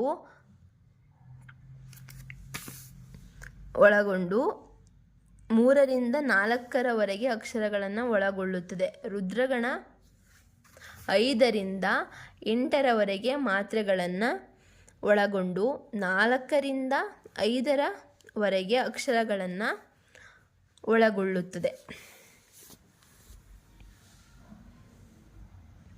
ಅಂದರೆ ಲಯ ಹೇಗೆ ಬೇಕೋ ಹಾಗೆ ಈ ಗಣಗಳು ಹೆಚ್ಚು ಕಡಿಮೆ ಉಚ್ಚಾರಾಂಶಗಳನ್ನು ಕೊಡುತ್ತವೆ. ಆದ್ದರಿಂದ ಅಂಶಗಣಗಳಲ್ಲಿ ಅಕ್ಷರಗಳು ಬಿಗಿಯಾಗಿ ಸೇರದೆ ನುಸಾರವಾಗಿ ಹಿಗ್ಗಿಯೋ ಕುಗ್ಗಿಯೋ ಕೊಳ್ಳುತ್ತವೆ. ಆದ್ದರಿಂದಲೇ ನುಸಾರವಾಗಿ ಹೊರಡುವ ಗಣಗಳು ವಿಸ್ತಾರವಾದ ದೃಷ್ಟಿಯಿಂದ ಸಮನಾಗಿದ್ದರೂ ಅವುಗಳಲ್ಲಿ ಸೇರಿದ ಅಕ್ಷರಗಳು ಸಮನಾಗಿರುವುದಿಲ್ಲ.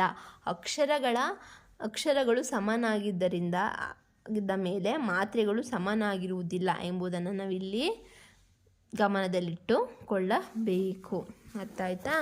ಸೊ ನೆಕ್ಸ್ಟ್, ವರ್ಣಗಣ, ಮಾತ್ರಗಣ, ಅಂಶಗಣಗಳ ವೈಶಿಷ್ಟ್ಯ ಏನು? ಮಾತ್ರಗಣದಲ್ಲಿ ಅಕ್ಷರ ಸಂಖ್ಯೆಯಲ್ಲಿ ವ್ಯತ್ಯಾಸವಿದೆ, ಆದರೆ ಮಾತ್ರೆಗಳ ಸಂಖ್ಯೆಯಲ್ಲಿ ಯಾವುದೇ ವ್ಯತ್ಯಾಸವಿರುವುದಿಲ್ಲ. 3 ಮಾತ್ರೆಯ ಗಣದ ಲಯದಲ್ಲಿ 3 ಮಾತ್ರೆಗಳೇ ನಿರ್ದಿಷ್ಟವಾಗಿ ಬಂದಿರುತ್ತವೆ. ಹಾಗಾಗಿ ಗಣ ನಿಯಮದಲ್ಲಿ ಕೆಲವೊಮ್ಮೆ ವ್ಯತ್ಯಾಸ ಕಂಡುಬಂದರೂ ಮಾತ್ರೆಗಳ ಸಂಖ್ಯೆಯಲ್ಲಿ ವ್ಯತ್ಯಾಸವಿರುವುದಿಲ್ಲ. ರಗಳೆಯ ಸಂದರ್ಭದಲ್ಲಿ ಈ ವಿಚಾರವನ್ನು ಇನ್ನೂ ವಿಶದವಾಗಿ ಪರಿಚಯ ಮಾಡಿಕೊಳ್ಳೋಣ. ಅಕ್ಷರಗಣದಲ್ಲಿ ಮಾತ್ರೆಗಳ ಸಂಖ್ಯೆಯಲ್ಲಿ ವ್ಯತ್ಯಾಸವಿರುತ್ತದೆ, ಆದರೆ ಅಕ್ಷರ ಸಂಖ್ಯೆ ಸಮನಾಗಿರುತ್ತೆ. ಅಂಶಗಣದಲ್ಲಿ ಇವೆರಡು ಗಣಗಳಿಗಿಂತಲೂ ಭಿನ್ನವಾದ ಸ್ವರೂಪ ಕಂಡುಬರುತ್ತೆ. ಒಟ್ಟಾರೆ ಛಂದಗಣಗಳಲ್ಲಿ ಅಕ್ಷರಗಣ ಬಹಳ ಬಿಗಿಯಾದದ್ದು. ಇದನ್ನು ಬಿಟ್ಟರೆ ಮಾತ್ರಗಣ ಇವೆರಡು ಗಣಗಳಿಗಿಂತಲೂ ಹೆಚ್ಚು ಸಡಿಲವಾದದ್ದು. ಅಂಶಗಣ ಆದರೆ ಲಯದಲ್ಲಿ ಈ ಗಣಗಳೆಲ್ಲ ಒಂದೇ ಪ್ರಮಾಣದಲ್ಲಿ ಸ್ಪಂದಿಸುತ್ತವೆ. ಕ್ರಿಶ 12ನೆಯ ಶತಮಾನದ ಹೊತ್ತಿಗೆ ಅಂಶಗಣ ವೃತ್ತಗಳು ಮಾತ್ರಗಣಕ್ಕೆ ಪರಿವರ್ತನೆ ಹೊಂದಿರುವುದಕ್ಕೆ ನಿದರ್ಶನಗಳು ದೊರೆಯುತ್ತವೆ. ಹಾಗಾಗಿ ವರ್ಣಗಣವಾಗಿಯೇ ಉಳಿದರೆ ಅಂಶಗಣ ಮಾತ್ರಗಣದ ಕಡೆಗೆ ಮುಖ ಮಾಡಿತು. ಹಾಗೆ ನೋಡಿದರೆ ನಾಗವರ್ಮ ಜಯಕೀರ್ತಿ ಇವರ ಕಾಲಕ್ಕೆ ಈ ಬಗೆಯ ಪರಿವರ್ತನೆಯ ಸುಳಿವು ದೊರೆಯುತ್ತವೆ. ಏಕೆಂದರೆ ನಾಗವರ್ಮ ಅಕ್ಕರಿಕೆಯ ಲಕ್ಷಣವನ್ನು ಹೇಳುವಾಗ ಮಾತ್ರೆಗಳ ಪ್ರಸ್ತಾಪ ಮಾಡ್ತಾನೆ. ಇದರಿಂದಾಗಿ ವರ್ಣಗಣದ ಪ್ರಭಾವಕ್ಕೊಳಗಾದ ಅಂಶಗಳು ಅನಿವಾರ್ಯವಾಗಿ ಮಾತ್ರಗಣ ಎಂಬುದು ನಿಸ್ಸಂಶಯ. ಇದಕ್ಕೆ ಕಾರಣ ಅಂಶ ಛಂದಸ್ಸಿನಂತೆ ಮಾತ್ರ ಛಂದಸ್ಸು ಕೂಡ ಬಹುಮಟ್ಟಿಗೆ ಲಯಾನುವರ್ತಿಯಾಗಿರುವುದೇ ಆಗಿದೆ. ಸೊ ಇದು ನಾವು ಇಲ್ಲಿ ಏನಂದರೆ ಅಂಶಗಣ, ಮಾತ್ರಗಣ, ಅಂಶಗಣದಲ್ಲಿ, ರುದ್ರಗಣದಲ್ಲಿ ನಾವು ಇಲ್ಲಿ ಎಷ್ಟೀಗ ನಾವು ಗುರು 2 ಆಗಿರುತ್ತೆ, ಲಘು 1 ಆಗಿರುತ್ತೆ ಅಂತ ನಾವು ಆಧಾರದ ಮೇಲೆ ನಾವು ಕೌಂಟ್ ಮಾಡ್ತೀವಿ. ಗಣ ವಿಭಜನೆ ಮಾಡ್ಬೇಕಾದ್ರೆ 1, 2, 3, 4, 5, 6, 7, 8 ಲಘು ಇದ್ದರೆ 1 ಗುರುತಿಸ್ತೇವೆ, 1, 2, 3, 4 ಅಂತ. ಬಟ್ ಇಲ್ಲಿ ಹಂಗಲ್ವಂತೆ. ಬ್ರಹ್ಮಗಣ, ವಿಷ್ಣುಗಣ, ರುದ್ರಗಣದಲ್ಲಿ ಅದು ಎಷ್ಟಾದರೂ ಇಲ್ಲಿ ಇದರ ಲೆಕ್ಕ ಅವ್ರಿಗೆ ಅವಶ್ಯಕತೆ ಇಲ್ಲ. ಇಲ್ಲಿ ಎಷ್ಟು ಬಂದಿದೆ ಅಷ್ಟು ಮಾತ್ರ. ಅರ್ಥ ಆಯ್ತಾ? ಅವ್ರು ಅಷ್ಟೇ ಲೆಕ್ಕಕ್ಕೆ ಇಟ್ಕೊಳ್ಳೋದು. ಅದು ಎಷ್ಟಾರ ಬರಲಿ, ಅದೆಷ್ಟು ಬಂದಿರುತ್ತೆ 3. ಇದು 2 ಆಗಿದ್ರೂ ಅದು ಒಂದೇನೆ, 1 ಆಗಿದ್ರೆ ಅದು ಒಂದೇನೆ. ಆ ಥರ ಒಟ್ಟಿನಲ್ಲಿ ಅವ್ರಿಗೆ ಬರಬೇಕಾಗಿರೋದು ಅಂಶ ಏನಂದರೆ 3. ವಿಷ್ಣುಗಣದಲ್ಲಿ 3 ಅಂಶ ಬರಬೇಕು. ಹಾಗೆ ಬ್ರಹ್ಮಗಣದಲ್ಲಿ 2 ಅಂಶಗಳು ಬರಬೇಕು. ರುದ್ರಗಣದಲ್ಲಿ 4 ಅಂಶಗಳು ಬರಬೇಕು. ಅಷ್ಟೇ. ಲಘು ಗುರು ಅದು ಎಷ್ಟೇ ಇರಲಿ, ಒಟ್ಟಿನಲ್ಲಿ ಅಷ್ಟು ಬರಬೇಕು ಅನ್ನೋದು ಅವರಿಗೆ. ಸೊ ಇವಾಗ ಸ್ವಪರೀಕ್ಷೆ ಪ್ರಶ್ನೆಗಳನ್ನು ನೋಡೋಣ. ಅರ್ಥ ಆಯ್ತಾ? ಗಣ ಎಂದರೇನು? ಸೊ ಇದರ ಆನ್ಸರ್ ಇಲ್ಲಿದೆ, ನೋಡೋಣ. ಗಣ ಎಂದರೇನು ಅಂದರೆ ತಾಳಗಳ ನಡುವೆ ಬರುವ ಅಕ್ಷರಗಳ ಸಮೂಹಕ್ಕೆ ಗಣ ಎಂದು ಕರೆಯುತ್ತೇವೆ. ಅಥವಾ ಕೆಲವು ನಿಯಮಗಳಿಗೆ ಅನುಸಾರವಾಗಿ ವಿಂಗಡಿಸಿದ ಅಕ್ಷರಗಳ ಗುಂಪಿಗೆ ಗಣ ಅಂತೀವಿ. ಇದನ್ನು ಚೆನ್ನಾಗಿ ನೋಡಿ. ವಿಂಗಡಿಸಿದ ಅಕ್ಷರಗಳ ಗುಂಪಿಗೆ, ಅನುಸಾರವಾಗಿ ವಿಂಗಡಿಸಿದ ಅಕ್ಷರಗಳ ಗುಂಪಿಗೆ ಗಣ ಎಂದು ಕರೆಯುತ್ತೇವೆ. Next question. ಗಣಗಳು ಎಷ್ಟು ಬಗೆ ಹೆಸರಿಸಿ? ಗಣಗಳು ಎಷ್ಟು? ಒಟ್ಟು ಗಣಗಳು 3 ಬಗೆ: ವರ್ಣಗಣ, ಮಾತ್ರಗಣ, ಅಂಶಗಣ. ಗಣಗಳು ಎಷ್ಟು ಬಗೆ? 3 ಬಗೆ. ಅವು ಯಾವುವು? ವರ್ಣಗಣ, ಮಾತ್ರಗಣ, ಅಂಶಗಣ. ಅರ್ಥ ಆಯ್ತಾ? ನೆಕ್ಸ್ಟ್, ಮಾತ್ರೆ ಎಂದ್ರೇನು? ಉದಾಹರಣೆ ಸಹಿತ ತಿಳಿಸಿ ಅಂತ ಹೇಳಿದ್ದಾರೆ. ರಸ್ವದೀರ್ಘ ಸ್ವರಾಕ್ಷರಗಳನ್ನು ಉಚ್ಚರಿಸಲು ತೆಗೆದುಕೊಳ್ಳುವ ಕಾಲಕ್ಕೆ ಮಾತ್ರೆ ಎನ್ನುತ್ತೇವೆ. ರಸ್ವ ಸ್ವರ ಮತ್ತು ದೀರ್ಘ ಸ್ವರಗಳನ್ನು ಉಚ್ಚರಿಸಲು ನಾವು ಏನು ಟೈಮ್ ತೊಗೊತೀವಿ ಅದಕ್ಕೆ ನಾವು ಏನಂತ ಕರಿತೇವೆ? ಮಾತ್ರೆ ಅಂತ ಕರಿತೇವೆ. ನೆಕ್ಸ್ಟ್, ಲಘು ಎಂದರೇನು? ಉದಾಹರಣೆ ಮೂಲಕ ತಿಳಿಸಿ. ರಸ್ವಸ್ವರ ಇಲ್ಲವೇ ವ್ಯಂಜನಗಳಿಂದ ಕೂಡಿದ ರಸ್ವಸ್ವರ ಅಂದರೆ 1 ಮಾತ್ರೆಯ ಕಾಲ ಉಚ್ಚರಿಸಲ್ಪಡುವ ಅಕ್ಷರಗಳಿಗೆ ಲಘು ಅಂತ ಕರಿತೇವೆ. ಆಯಿತಾ? ನೆಕ್ಸ್ಟ್, ಗುರು ಅಂದ್ರೇನು? 2 ಮಾತ್ರೆಗಳ ಕಾಲ, ಅಂದರೆ ದೀರ್ಘಾಕ್ಷರಗಳಿಗೆ ಗುರು 2 ಎನ್ನುತ್ತೇವೆ. ಸೊ ಅದಕ್ಕೆ ನಾವು ಅದನ್ನು ಗುರು ಅಂತ ಕರಿತೇವೆ. ಪ್ಲುತ ಎಂದರೇನು? 3 2 ಮಾತ್ರೆಗಳಿಗಿಂತಲೂ ಅಧಿಕ ಕಾಲ ಉಚ್ಚರಿಸಲ್ಪಡುವ ಅಕ್ಷರಗಳನ್ನು ಪ್ಲುತ ಅಂತ ಕರಿತೇವೆ. ಅರ್ಥ ಆಯ್ತಾ? ಸೊ ನೆಕ್ಸ್ಟ್, ಶಿಥಿಲ ದ್ವಿತ್ವ ಒತ್ತಕ್ಷರದ ಹಿಂದಿನ ಅಕ್ಷರ ಗುರುವಾಗುತ್ತದೋ ಲಘುವಾಗುತ್ತದೋ? ಏನಾಗುತ್ತೆ? ಒತ್ತಕ್ಷರದ ಹಿಂದಿನ ಅಕ್ಷರ ಗುರುವಾಗುತ್ತೆ. ಶಿಥಿಲ ದ್ವಿತ್ವ ಎಂದರೇನು? ಶಿಥಿಲ ದ್ವಿತ್ವಕ್ಷರಗಳನ್ನು ಒತ್ತಿ ಉಚ್ಚರಿಸದೆ ತೇಲಿಸಿ ಉಚ್ಚರಿಸುವುದಕ್ಕೆ ಶಿಥಿಲ ದ್ವಿತ್ವವೆಂದು ಕರೆಯುತ್ತೇವೆ. ಅರ್ಥ ಆಯ್ತಾ? ತೇಲಿಸಿ ಉಚ್ಚರಿಸುವುದನ್ನು ನಾವು ಏನಂತ ಕರಿತೇವೆ? ಶಿಥಿಲ ದ್ವಿತ್ವಗಳು ಅಂತ ಕರಿತೇವೆ. ಹಾಗೆಯೇ ನೆಕ್ಸ್ಟ್,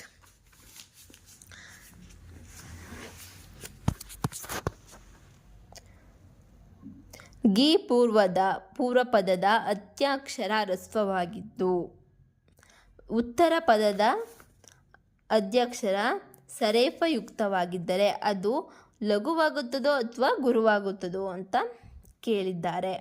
ಅದು ಏನಾಗಿರುತ್ತೆ? ಲಘುವಾಗುತ್ತದೆ. ಅರ್ಥ ಆಯ್ತಾ? ಪೂರ್ವ ಪದದ ಅಂತ್ಯಾಕ್ಷರ ಹ್ರಸ್ವವಾಗಿದ್ದು ಉತ್ತರ ಪದದ ಅಂತ್ಯಾಕ್ಷರ ದ್ವಿತ್ವವಾಗಿದ್ದರೆ ಆ ಹಿಂದಿನ ಅಕ್ಷರ ಯಾವ ಬೆಲೆ ಹೊಂದುತ್ತದೆ ಅಂತ ಕೇಳಿದ್ದಾರೆ. ಯಾವ ಬೆಲೆ ಹೊರುತ್ತದೆ? ಅದು ಕೂಡ ಏನಾಗುತ್ತೆ? ಲಘು ಆಗಿರುತ್ತೆ, ಅಂದರೆ ಒಂದು ಬೆಲೆಯನ್ನು ಉಳ್ಳದ್ದು ಆಗಿರುತ್ತೆ. ಸೊ ನೆಕ್ಸ್ಟ್, ವರ್ಣಗಣ ಎಂದರೇನು?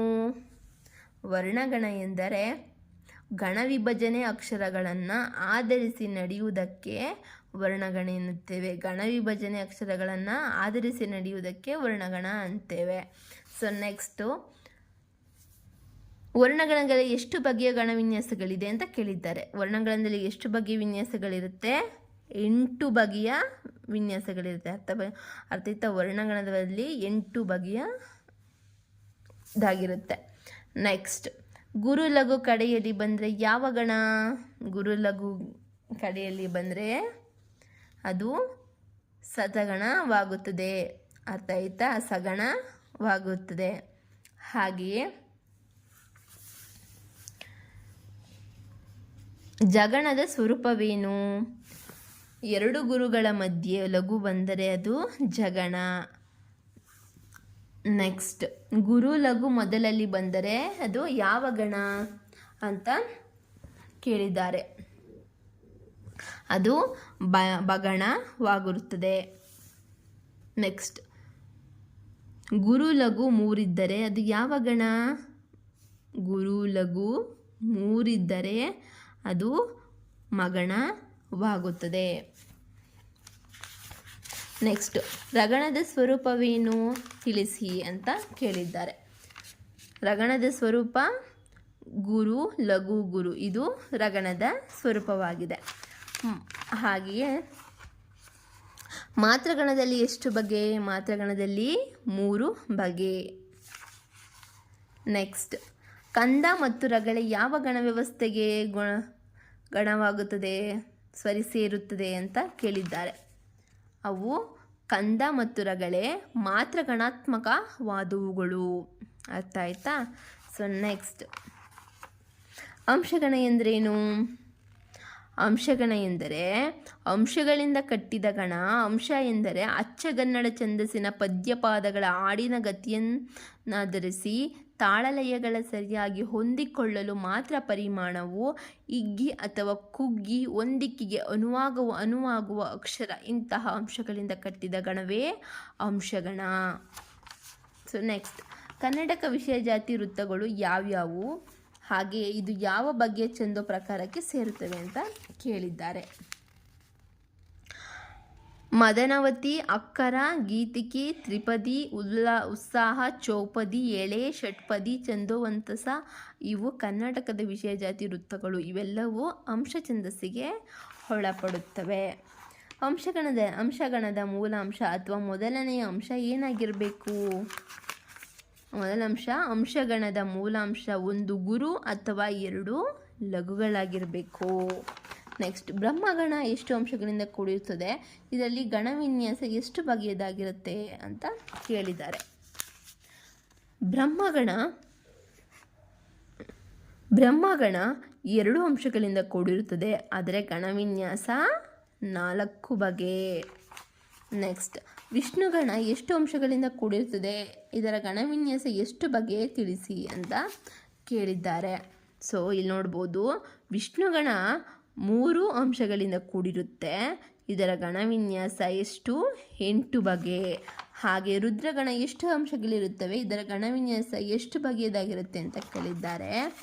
ರುದ್ರಗಣ 4 ಅಂಶಗಳಿಂದ ಕೂಡಿರುತ್ತೆ, ಇದರ ಗಣವಿನ್ಯಾಸ 16 ಬಗೆ. ನೆಕ್ಸ್ಟ್ ಬ್ರಹ್ಮಗಣ, ವಿಷ್ಣುಗಣ, ರುದ್ರಗಣಗಳಿಗೆ ಇರುವ ಇನ್ನಿತರ ಹೆಸರುಗಳೇನು ತಿಳಿಸಿ ಅಂತ ಕೇಳಿದ್ದಾರೆ. ಸೊ ಬ್ರಹ್ಮಗಣಕ್ಕೆ ರತಿಗಣ, ಅಜಗಣ, ಸೂರ್ಯಗಣ ಎಂದು, ವಿಷ್ಣುಗಣಕ್ಕೆ ಮದನಗಣ, ಇಂದ್ರಗಣ ಎಂದು, ರುದ್ರಗಣಕ್ಕೆ ಶರಗಣ, ಚಂದ್ರಗಣ ಎಂದು ಹೇಳುವುದಿದೆ.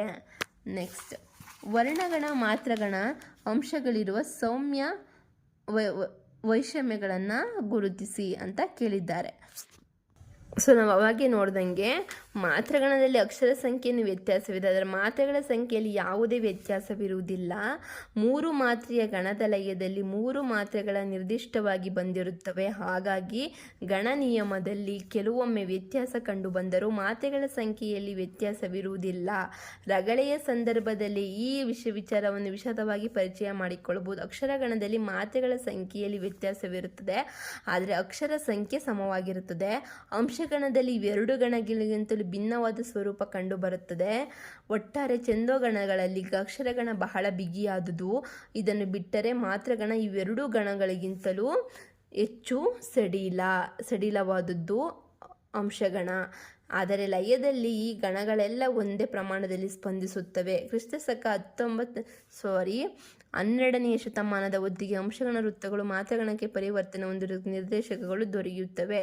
ಸೊ ಈ ಒಂದು ಬಗೆಯನ್ನು ನಾವು ಏನಂತ ಇದ್ದಾರೆ, ಇವೇ ವರ್ಣಗಣ ಮಾತ್ರಗಣ ಅಂಶಗಳ ವೈಶಿಷ್ಟ್ಯವಾಗಿದೆ. So I hope you guys ನಿಮಗೆ ಈ ಒಂದು ಲೆಸನ್ ಅರ್ಥ ಆಗಿದೆ ಅಂತ. ಸೊ ಅರ್ಥ ಆಗಿದ್ದರೆ ಲೈಕ್ ಮಾಡಿ, ಹಾಗೆ ಆಗಿಲ್ಲ ಅಂದರೆ ಡಿಸ್ಲೈಕ್ ಮಾಡಿ, ಹಾಗೆ ನಿಮ್ಮ ಅನಿಸಿಕೆಗಳನ್ನ ಕಮೆಂಟ್ ಮೂಲಕ ತಿಳಿಸಿ. ಹಾಗೆಯೇ ಇನ್ನು ಹೆಚ್ಚಿನ ವೀಡಿಯೋಸ್ಗಾಗಿ ಸಬ್ಸ್ಕ್ರೈಬ್ ಮಾಡಿ, ಆಲ್ ನೋಟಿಫಿಕೇಷನ್ ಮೇಲೆ ಕ್ಲಿಕ್ ಮಾಡಿ ಅಂತ ಹೇಳ್ತಾ, ಸೊ ಮುಂದಿನ ವಿಡಿಯೋದಲ್ಲಿ ನಾವು ಅಕ್ಷರ ಛಂದಸ್ಸು, ವರ್ಣವೃತ್ತಗಳು ಹಾಗೆ ಖ್ಯಾತ ಕರ್ನಾಟಕಗಳ ಬಗ್ಗೆ ನಾವು ತಿಳ್ಕೊಳ್ಳೋಣ. ಇದು ಮೋಸ್ಟ್ ಇಂಪಾರ್ಟೆಂಟ್. ಇದು ಕೂಡ ಎಷ್ಟು ಇಂಪಾರ್ಟೆಂಟ್ ಆಗಿತ್ತು, ಇದು ಕೂಡ ತುಂಬ ಇಂಪಾರ್ಟೆಂಟ್ ಲೆಸನ್ ಆಗಿರುತ್ತೆ. ಇದನ್ನು ಮಿಸ್ ಮಾಡಿಕೊಳ್ಳದೆ ಮುಂದಿನ ವಿಡಿಯೋದಲ್ಲಿ ನಾನು ತಿಳಿಸ್ಕೊಡ್ತೀನಿ ಅಂತ ಹೇಳ್ತಾ, see you the next video. Bye, take care.